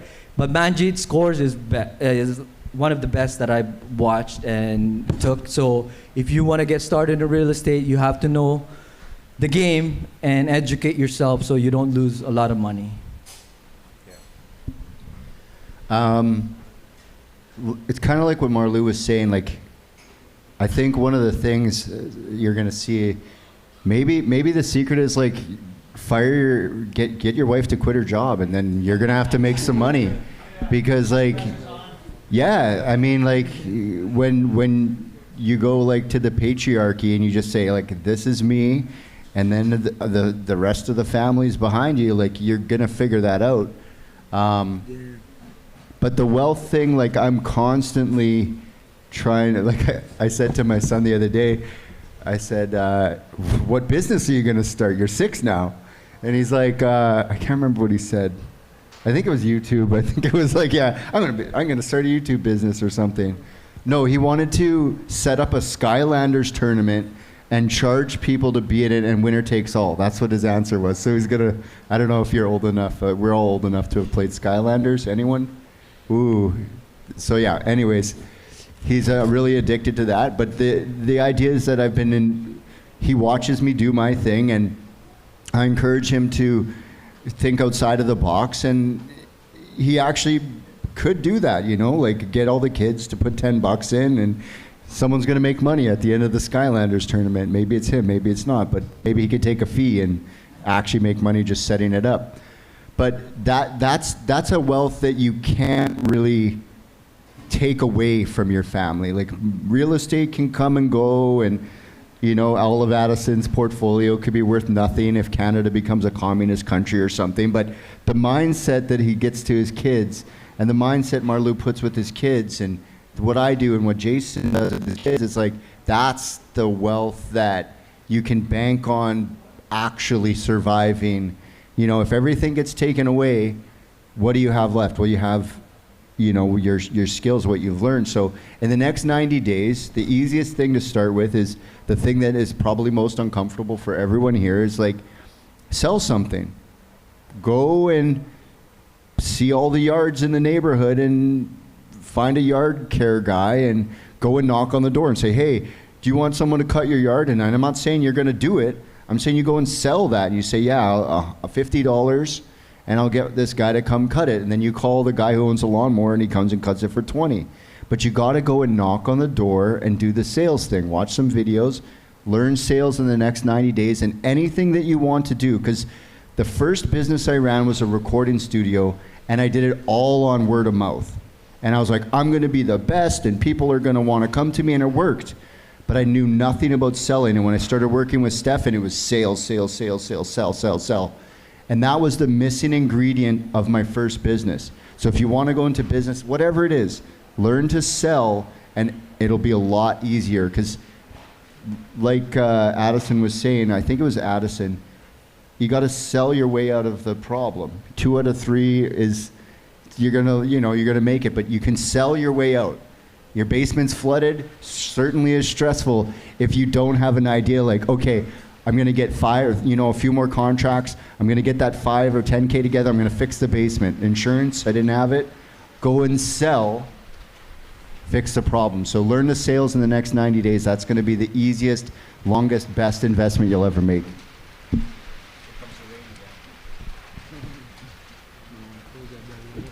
Yeah, so I would be very similar to all these guys. I mean, really, the active income, flipping, wholesaling, it's nice. But the big thing for me, like, I want to acquire as much real estate as possible, similar to Addy. Something that you can be proud of and pass on to your kids, that kind of a thing. But for me, exactly, it's about the mindset. It's about, like, the time freedom, being able to bring my kids along for the journey. I have 3.5 kids as well. And so... yeah, we have one more on the way. So yeah, we got one coming end of July, actually. Yeah, we homeschool our kids. My wife is at home with them full time, and I'm able to be a part of their life just because of the freedom that I have from real estate. So, yeah. Man, it looks like everybody has kids in here, man. I gotta work my way up, man. Working backwards. I gotta stay hungry, man. But no, I think I have a different philosophy in like wealth building, because I got into this game through stock market, like back in 2019. So while Marlou was looking at houses, I was looking at stocks. But I think over time I realized it's like you gotta build wealth somehow, some way. And so you got to understand some sort of game. So for me, I'm big into like stocks. I just feel like if I want to build some sort of wealth, like I want to get $1 million in the stock market, because that percentage of return is, and then it's passive. You're not a landlord. You're not looking at these properties. You're not dealing with a bunch of people. So that's been one of my strategies. Like whatever money I make from real estate, I'm just going to dump it into stocks. You know what I mean? Even though this is a real estate event, you know what I mean? Hey man, it's, you know, I don't gotta manage people as long as I gotta do that, right? But that's my whole thing. And the second one too is like, how should people get started? Well, so I originally started doing this, getting into sales back when I started my cell phone business in 2023. And like Jason was saying earlier, everything is buy low, sell high. Like fundamentally speaking, if you can buy something for 10 bucks and sell it for 20, you just made a 20 bucks profit, right? But for me, what I had to realize, yeah, it's something like that. I'm not good with numbers, bro. Yeah. Yeah. I didn't graduate high school, bro. I ain't gonna lie to you. You know? So, but no, I think fundamentally what I realized is when I got into sales, I realized I had to also learn how to do marketing, right? Because at the end of the day, if you got the greatest product in the world, but nobody knows who you are, then you just only have a product, right? And I think it's the same thing too. As I kind of went on to that cell phone business and I started meeting a lot of people, I started realizing that people build trust with you the more they see you. So as I started building more content, people are like this guy runs his business, I want to support him, right? But the more consistent you do it, and I think that just follows your routine. Like how you do one thing is how you do everything. So if I'm in the gym and I'm working out and I'm doing this, people are like, yo, like this guy is serious. I want to do business with him, right? And so the more you start doing that, people start trusting you. So I've been posting content for like 3 years. I don't know if it's made me money, but I've made so much relationships and connections with people, and I've been able to work on the skills of like talking to people and communication, doing podcasts. So I think sometimes it's like, I know we want to make sales, but learn the fundamentals of like the skill set, because the skill sets can pay you for a lifetime, right? And I think Bryce was saying earlier how he was working for free. Nowadays, I see a lot of people, they don't want to work for free. It's like, they just want to make money, but it's like, can you learn the skills of actually talking to sellers, like of marketing, right? Because these are fundamentals that you could take. So the things that I learned in my cell phone business, I just took those things and I applied it to wholesale and real estate. And Marlou told me, I remember the first call I got on Marlou, I'm like, Marlou, I don't know about this real estate thing. Like I'm buying these phones for $1,000 and some. He's like, what's the difference? I'm like, it's the number. He's like, yes, you're selling a $100,000 house now. Just think of it like it's a bigger number, right? So I had to mentally be there, right? And so when I was mentally there, I'm like, okay, I can actually do this. Let me just start talking to people. I already have the skills. Let me just leverage that. So sometimes we might already have the skills in us, but maybe we're just afraid. Maybe we just don't have the mindset. But I think it's mentorship, right? Mindset, and then also to your environment, because then all those things can tie back to everything that you do, whether it's you want to get into real estate, you want to sell. I think Bryce was saying he wants to sell helicopters next. You probably can, you know what I mean? Yeah. So now I want to get into some rapid fire stuff, man. Some stuff that's going with, I mean, people want to know you a little bit, just kind of get to know who you really are and what you do behind just, not just real estate, but who you are as a person. So tell me, Jason, are you a morning person or a night owl? This has to be like one sentence. Both. Oh, man. Rapid fire, man. The fiance doesn't like it, but I don't like to wake up when like 5 a.m. or whatever. Like I didn't get into real estate. Night owl. Night owl, but I'm trying to change it. Morning person. Maulu's a 5 a.m. guy, man. 4 a.m. I think. Technically a night owl, but because of children, I am a morning person. There you go. Okay, next one is favorite city you travel to. Favorite city you travel to? City. Oh gosh, I've been a lot of places. My mom lives in Miami now, so I go there every year. So I'm gonna say Miami. Hawaii. Oh yeah, I forgot. I liked Houston. Houston was cool. We've been to Orlando, I think, 3 times in the last year or 2, so I would say that for now. Good. So, what? I ain't gonna lie. For me, man, it's probably like Calgary. So don't laugh at me now, man. I haven't been traveling. Don't laugh. It's, you know.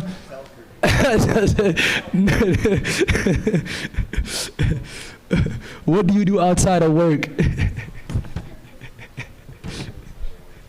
I mean, probably first and foremost, family. Always ripping around with the kids, quadding, dirt biking, sports, all that good stuff.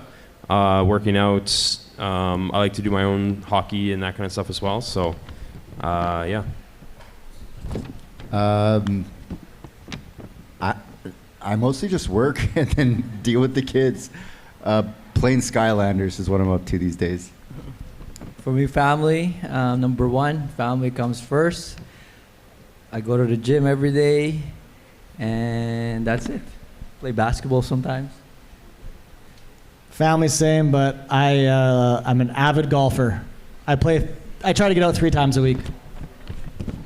I don't know how many of you are into vibe coding. That's what I've been on recently. I just been on the cloud trying to figure out how to buy back my time, trying to do all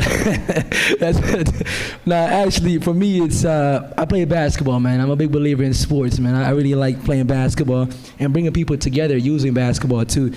Other question is, what's your favorite podcast? Favorite podcast? Yeah. Can I name 3? A fun one is Bad Friends. It's a comedy podcast, absolutely hilarious. I'm a diehard Philadelphia Eagles football fan, so I have naturally Philadelphia Eagles podcasts always loaded up in my car. And then Bigger Pockets, you can go through those. There's so many episodes on Bigger Pockets, they're great. For me, Dropping Bombs. I don't know if you guys know Bradley. Yeah, he's my favorite.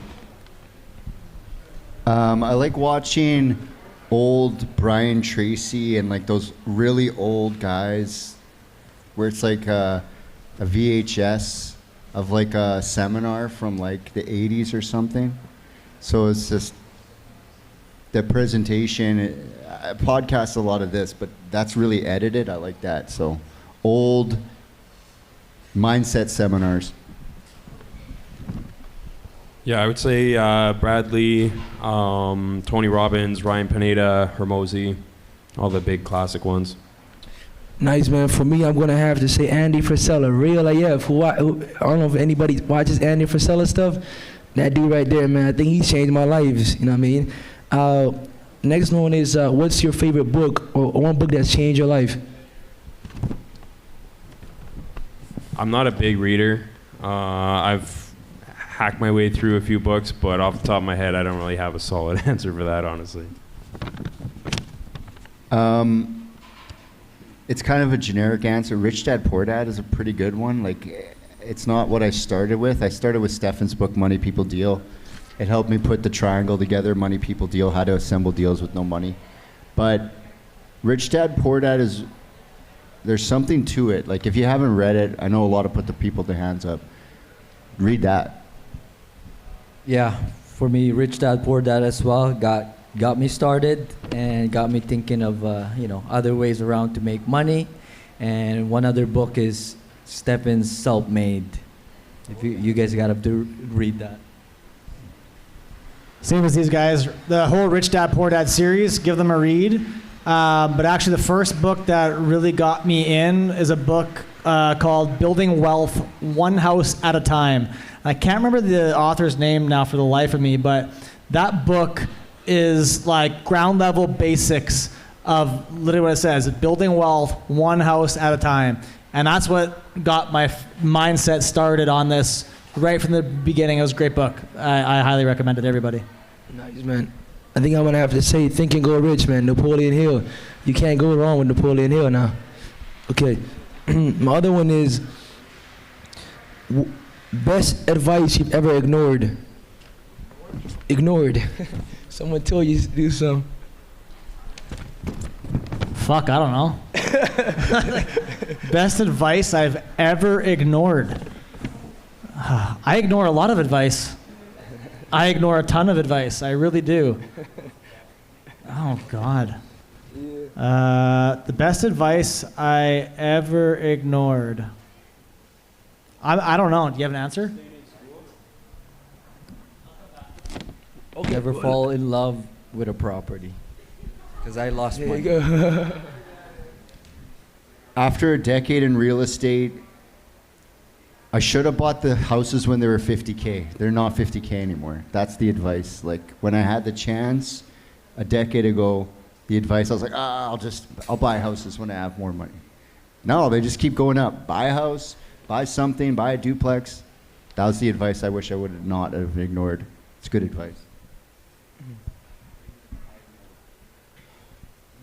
What is it? I think just like not taking advice from people that aren't where you want to go. Like just as a rule of thumb in general. I don't have any specific ones, but obviously everyone around you, they're trying to protect you, they're trying to keep you safe, and they're telling you to sort of play small. But if they're not where you want to go, then it's best to kind of ignore that and blaze your own trail. I'm probably gonna take the different approach, man. I think for me is like growing up in the community, you meet certain people, and especially growing up with a mom, right? There's like they protect you, right? And they'll tell you certain things like do this, do that, you know, don't go with this person. But actually, when I got robbed and I lost like $50,000, my mom was telling me to not go and hang out with these people and not trust these people. And so I didn't take her advice, and I ended up, because my heart is like pure, I wanted to give this person a second chance, and I ignored her advice, and that probably cost me a lot, but it also taught me a lot as well too. So my last one is here. First thing you'd buy with your first real estate check that you probably bought. First thing you'd buy with your first real estate check. I haven't really bought anything until a month ago. I bought a Tesla, which that's kind of my fun little real estate. That means that's my pinnacle. Yeah. So yeah, I bought a Tesla. It's a lot of fun. The first thing I bought was a pair of $300 sunglasses, because Stefan said you got to have your deal glasses, you got to have your sunglasses. You're out in the field. I had those glasses, like, you know, these are not them. This is from the Dollarama. These are $1.25, because I lose them. But those, I'd go back into places and get them, and I'd drive 20 minutes back to a house to get them, and I wore them for like 7 years, and then my buddy took them and had them with him, and then suddenly they were back in my life again, and I kept them another 2 years. The lenses died, and I can't even wear them anymore, but I still have them.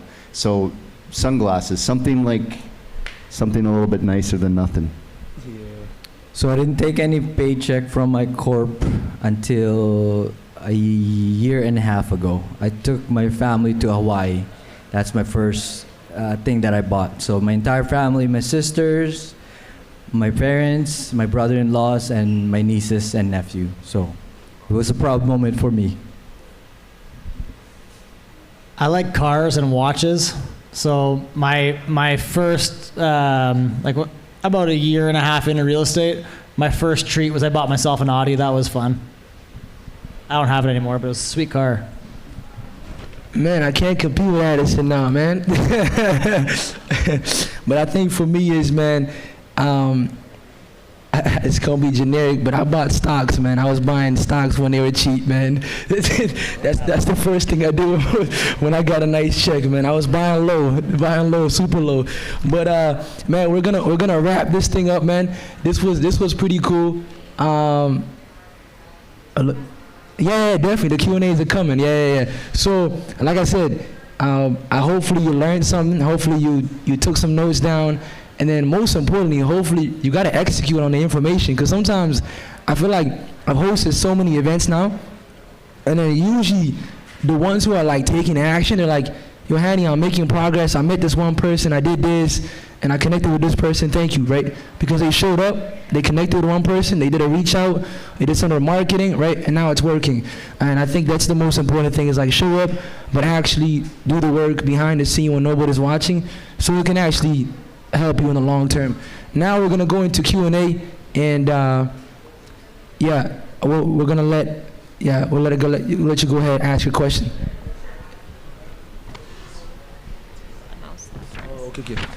Okay, so we're gonna do a quick announcement and then we're gonna get into your Q&A question afterwards. So Esther Sandy, as you guys know earlier, she came up to speak. She has a book that she's launching. She has a book launch. The book is called The Psychology of Compounding. She's gonna be celebrating her release. The venue is gonna be at Norwood Hotel. The date is Friday, July 10th. And like I said, Esther is very passionate about helping people. She's very passionate about we all up here are saying which book we like, but I feel like, when you write a book, that's could be that's a big milestone, So Esther, congratulations for taking the leap of faith, because you know what they say, there's a lot of ideas that are being hidden, but when you start sharing them, people really get knowledge from it and wealth. So yeah, connect with Esther afterwards to learn more about her book launch coming up Friday, July 10th. So now we're gonna go into Q&A. And I think you had a question. Yes. I just wanted to know, if we don't have time for everybody to answer, that's okay, but I just want to know, in the last 6 months, I want to know a humbling experience, because right now you guys are on stage and everybody's looking up to you, but I want to know something that's going to bring you down. But let's not forget that the humbling experience is there's always something to gain from them. So I just want to know, in the last 6 months, a humbling experience. Maybe your foot was in your mouth. No one's perfect. I want to know them. I have a mic. I'll start, I guess. Yeah. Oh, yeah, I know. I've actually had many humbling experiences in my life and real estate journey. Being a real estate agent is honestly full of them. You go through more ups and downs than you could ever possibly imagine. And I also wear my heart on my sleeve, so I feel the emotion of my clients a lot. You know, I posted on my Instagram like 2 days ago. I had the last 2 weeks, literally the last 2 weeks, just now, I had 2 deals for my sellers fall apart. I had 2 buyers lose on like their dream homes by $5,000, which like never happens with me. I had my apartment basement building flood. I had 3 other places flood. You know, for most people, you know, they would crawl into a hole and be like, I'm not coming out for a long time. But to be honest, like, I just said, fuck, like, what else are you gonna do? Buck up and you attack the next day. And I think no matter what happens and transpires in life, whether you're talking about work, personal life, whatever, I think a lot of people that know me, you know, I'm always, no matter what's happening in my life, I'm walking around with a smile on my face, and I'm going to keep that positive energy. And I think if you give that positive energy out in the world, I'm a big believer in karma, and like what goes around comes around. And no matter what, I'm gonna always treat people right. I'm always gonna take care of them. I'm gonna have everybody's best interest in mind. No matter what's happening behind the scenes in my life, I'm gonna project that positivity. And ultimately, I think it does come back. And I mean, I'm doing this now for 15 years. I believe it's totally true. And I may not be the smartest person in the world, but I will always strive to be the nicest. And I think that's incredibly important in business, in life. For me, my humbling experience would be golf. Because one day I think I'm good. Can I teach you? Some days I feel like I don't know anything. So it's like life, you know. They're good and bad.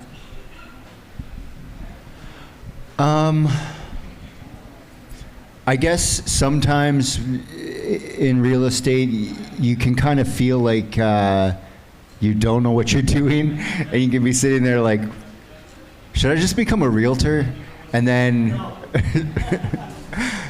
and then I'm like, I don't want to like do that. So it's like, I know that I'm like in a spot when I start thinking I'm going to be a realtor, but no offense to realtors, it's very important. It's a part of the business. But it's like,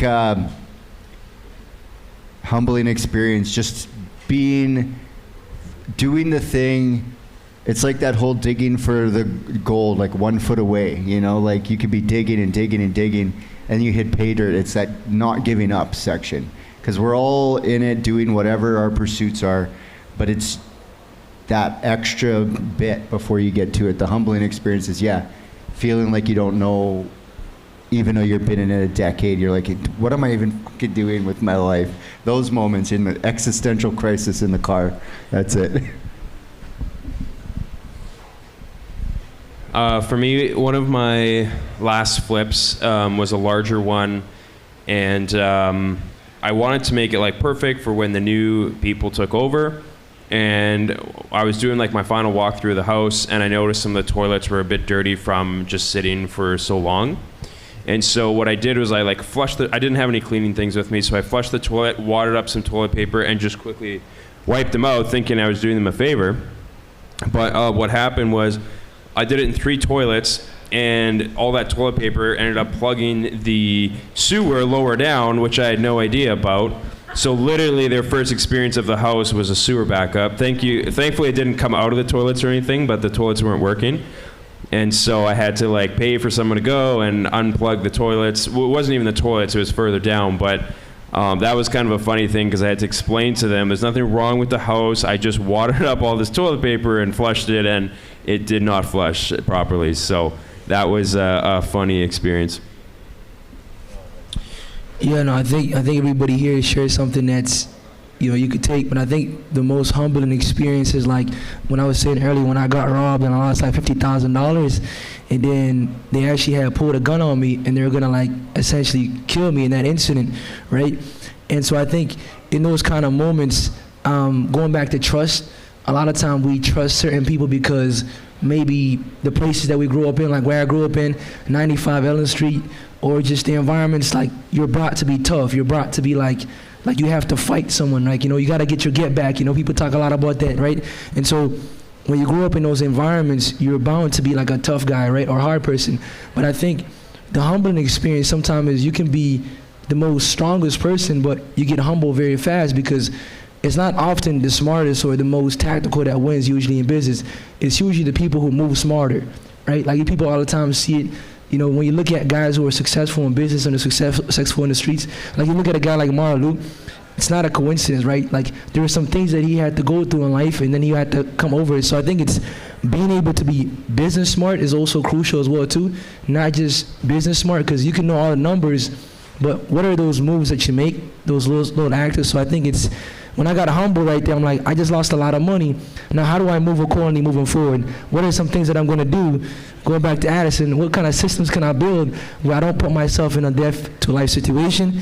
And I think that really taught me a lot about that you can't trust everybody, even though people want the best for you. If I'm black and you're black and we're both fighting each other, there has to be something going on. So that means that if you're white, it can still go down. You know what I mean? It don't matter what color skin you are, because at the end of the day, it's like who you trust matters. You know what I mean? So I think trust is a big one for me.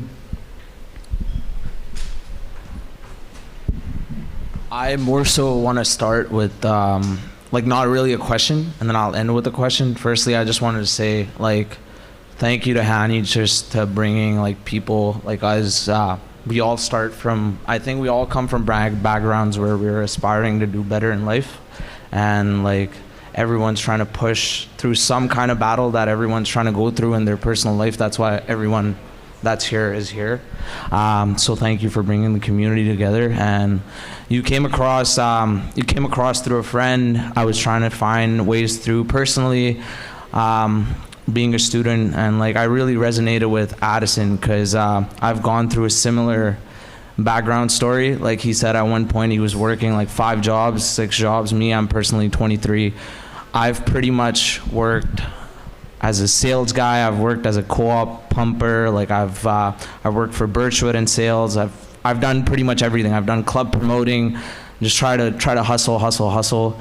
And I just really seeing the panel, especially with Addison, I just resonated, and it was a humbling experience to having seeing that regular dudes, he said that at one point what was there was a question about what was your first purchase when you got your token out, and he's like, oh, I bought an Audi, and that's my favorite car, so that's probably going to be my first purchase too. I want to buy a RS5 or something like that. But just seeing that regular dudes coming from nothing and just doing better in life and just perspiring and prospering to do better, I feel like each and every one of you that's here is here for a reason. And I feel like the biggest thing, I have sleepless nights still, and for me, my personal achievement has been, like I said, I spoke to some people that I recently got into my nursing program at U of M. I tried 4 times, 5 times, but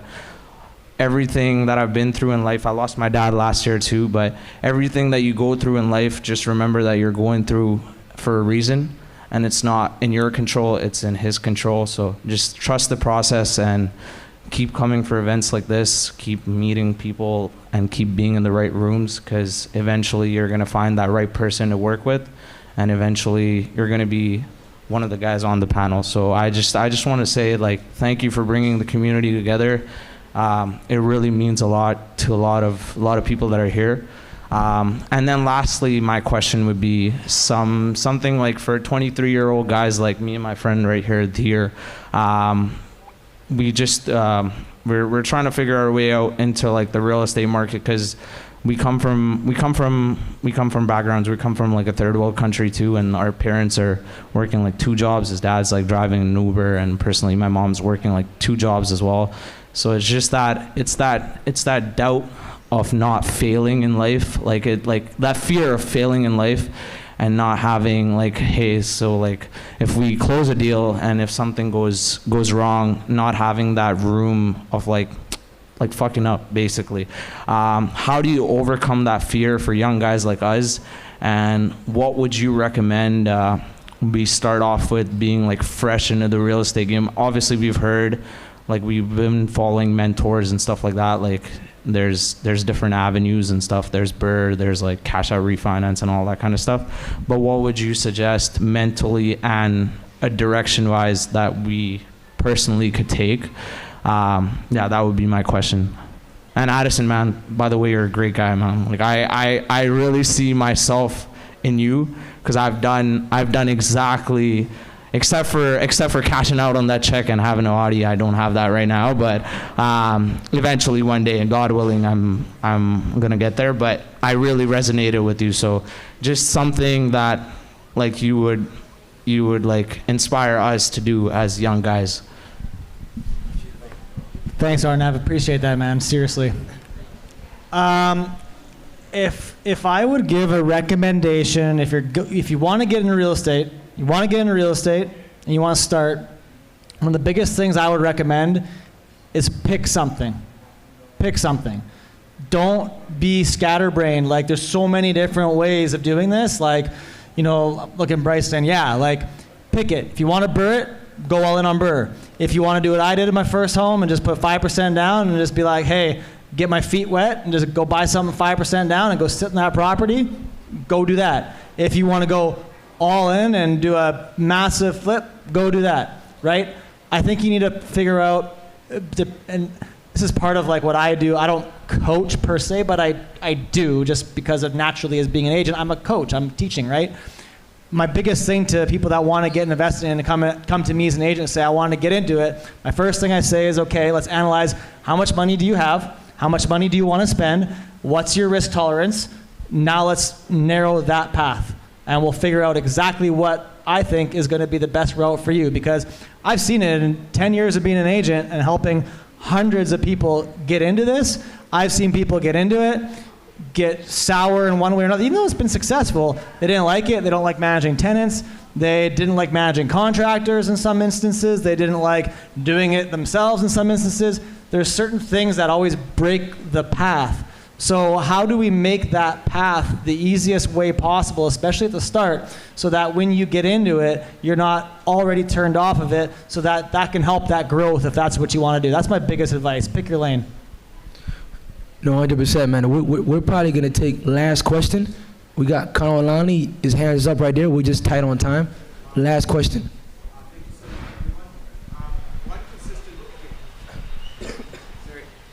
Just one theme that stood out from the 4 of you here is how important family is. A bunch of people here have family, whether it's a spouse or someone who they're seeing. How do you align your values in a way where whatever you're working on, ultimately the person that you're with allows you to get to that goal, but at the same time you're also helping them get to that goal? I know everybody here spoke about how family is important to them and how that's probably your favorite thing to do outside of business. So yeah, open question to the panel. Yeah, I mean, I think for me, like, family is everything. So you got to find the right person. If you're ready with someone, you know, you got to have some of those serious conversations and say, hey, maybe we have to sacrifice for a period of time to achieve our goals. But I think just not being afraid to have those hard conversations and have the same vision. Maybe you both take a course together. Maybe you both go to networking events together. There's some couples here that are together. But I think if you can both get aligned behind something, that's going to really help you flourish. One thing to your question, everyone who's here, I'm giving the training on how to be a wholesaler. To start a real estate, start right at the beginning and make money from zero. But the family thing is, as a guy, and I think maybe do you, the values seem to, at least in my case, it's like, if I want my family to drink more water, should I be drinking Coca-Cola? No, I start drinking water. If I want everyone in my family to be working out, I start working out. So there's a certain correlation of leadership when you're the man in the family, but I definitely need to use that feminine energy of like knowing the universe. You have to like talk to them. But as a guy, if you're a guy, I can only speak for the dynamic. I lead by doing it first. I don't expect anyone to do anything that I wouldn't do. It's like, oh, honey, you got to cut out your spending on fast food, but I'm going to keep going. No. If I want her to stop spending money on fast food, I got to pack a lunch. Like you got to lead in the family, and that's, as a man, that'll actually trickle down all the way to the bottom. Just like what Jason said, you gotta, find a right person to marry and be a partner for life, because that specific partner will either break you or get you to where you want to be, right? My wife is a big important piece of my life, because before I was dating her, I was selling drugs, and I'm not very proud of it, but she put me to the right path and got me to start working full time, and now we built our own family, and she trusted me with everything that I wanted to do. I told her I wanted to buy the coaching program. She said, do you have money for it? I said, no, I don't, but I have a line of credit. And she's like, are you sure you want to spend that money to hire a coach? I said, definitely, because I think that will turn our life around. And she just trusted me, and we're here today, and she's still a full-time mom. And like I said, she is the best thing that ever happened to me. I'll send it off in the last one here. Who you choose as your partner is incredibly important. I will mirror that all day long. I also think, hey, we're all still learning here too. I self-proclaimed, I think I'm the busiest person that I know. I really do think that. And it's not always easy. But like I said earlier, delegation is hugely important. So delegating a lot of tasks to free up as much time as I can to still be with my wife. And we have, to talk about delegation, like I have a nanny that we've now hired for 2 days a week. So we can go on, do things ourselves. I take her golfing. She likes golf. Well, guess what? She has a golf membership at the same golf course that I'm at now. She enjoys it. It's something we can do together. It gives us time when we go play 9 holes or 18 holes. We get to talk. It's not as much as me on my phone. When I'm at home, I'm on this thing a lot. So finding common interests is really important. As a man, it's listening, and always listening and understanding where pain points might be. And that was where I came down this path of like, hey, honey, you're getting super busy. Like, I just want some time. Like, my wife's very vocal. She goes, honey, I want your time, right? I want your time. And I want to be there, and I don't want to be that absent husband and father. So it is time, and time is difficult when you're busy, but how do you make that time, and how do you time block and delegate certain things to allow that? So like the nanny service was one thing that I was like, hey, I'm going to spend money for this so that I can get time back with my wife, right? And then obviously I do have dedicated times with my kids. Saturday mornings is my time with my son. I take him skating right now, and it'll be the next event will be something else, but Saturdays from 7 a.m. until 1 p.m., it's daddy and Wells dates, right? Like, that's, I think, really important. And the wife sees that, and that's important for her too. So that's where I would say.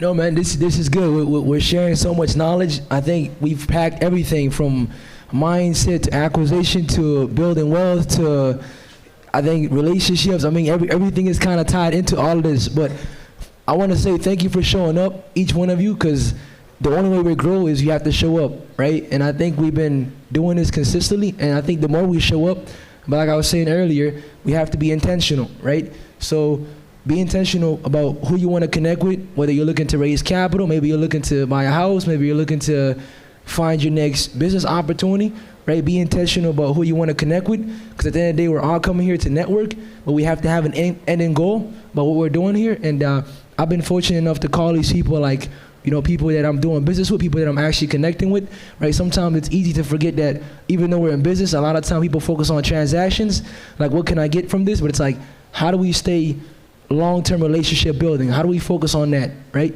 I think that's the most important thing, and that's why we're building a community here. We're not just trying to do one event. We're looking to keep doing more events, which is why we stay consistent. People can get to know each other, connect, and build relationships ultimately. So I want to thank our sponsors, Esther. I want to thank Hershey has a book launch. Don't miss that. And then Everest Cleaning for sponsoring, and Encore for hosting us here. It's been a fun time. And like always, man, each one teach one. Let's keep growing. Let's keep connecting. And we're going to do a group photo, and then we're going to start talking. I know a lot of people want to connect, and maybe you want to get someone's contact, get to know who they are. So let's get a group photo. I think this will be awesome. It's going to be a big one, though. Thanks, Hanny.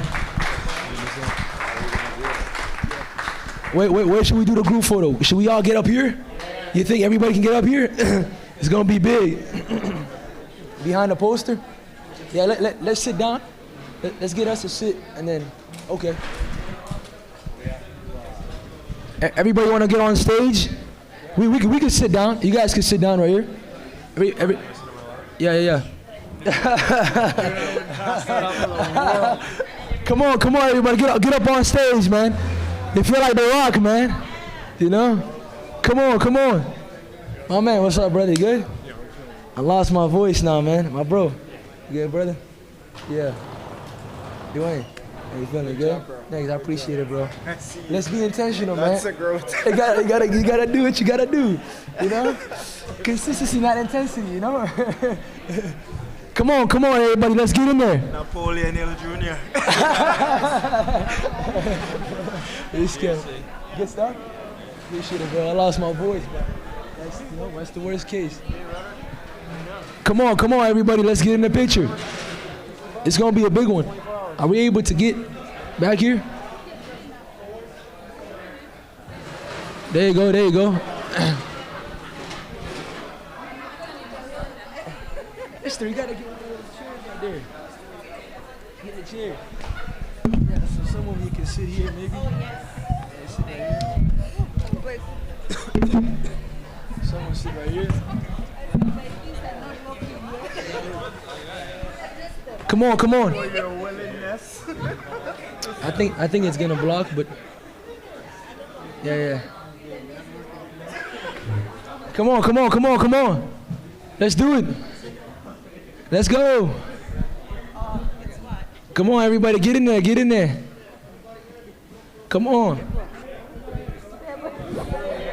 Yo, squeeze in. Let's go, Sammy, get in the picture. Sammy, come right here, man. Let's go.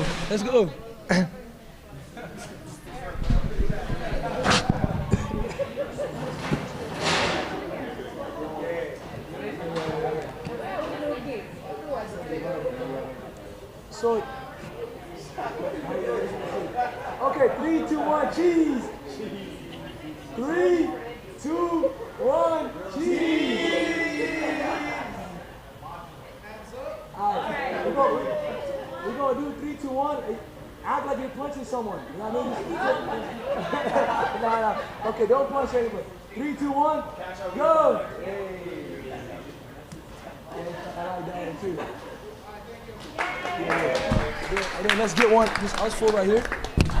Yeah, let's get one right here. Before they start talking. Good job right here. Let's just get on. Yeah. That's fine. We have to be up here in front of you. Let's I gotta be up here. Behind the phone. Yes, sir. Right here. Get that going. Maybe with the screen. You want to show that screen? Be able to get that in there? You gotta be sitting down. You gotta be sitting down. Yeah, thank you, bro. All right. You have to sit down.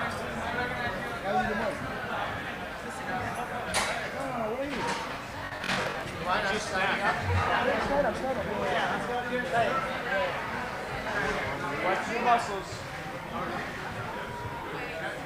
I'm gonna make my look a bit hard. It's all straight down.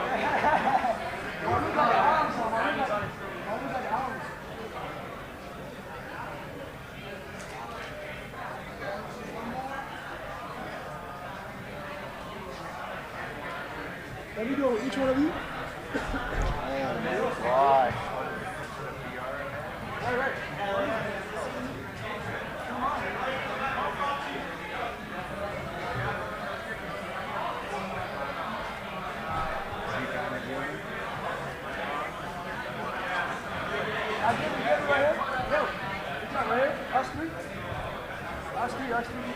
Oh my gosh.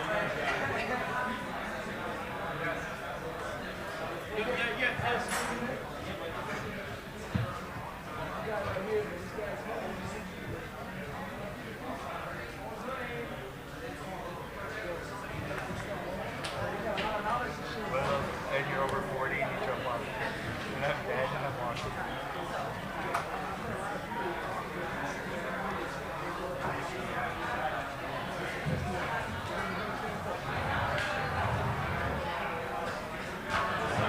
Thanks, buddy. Likewise.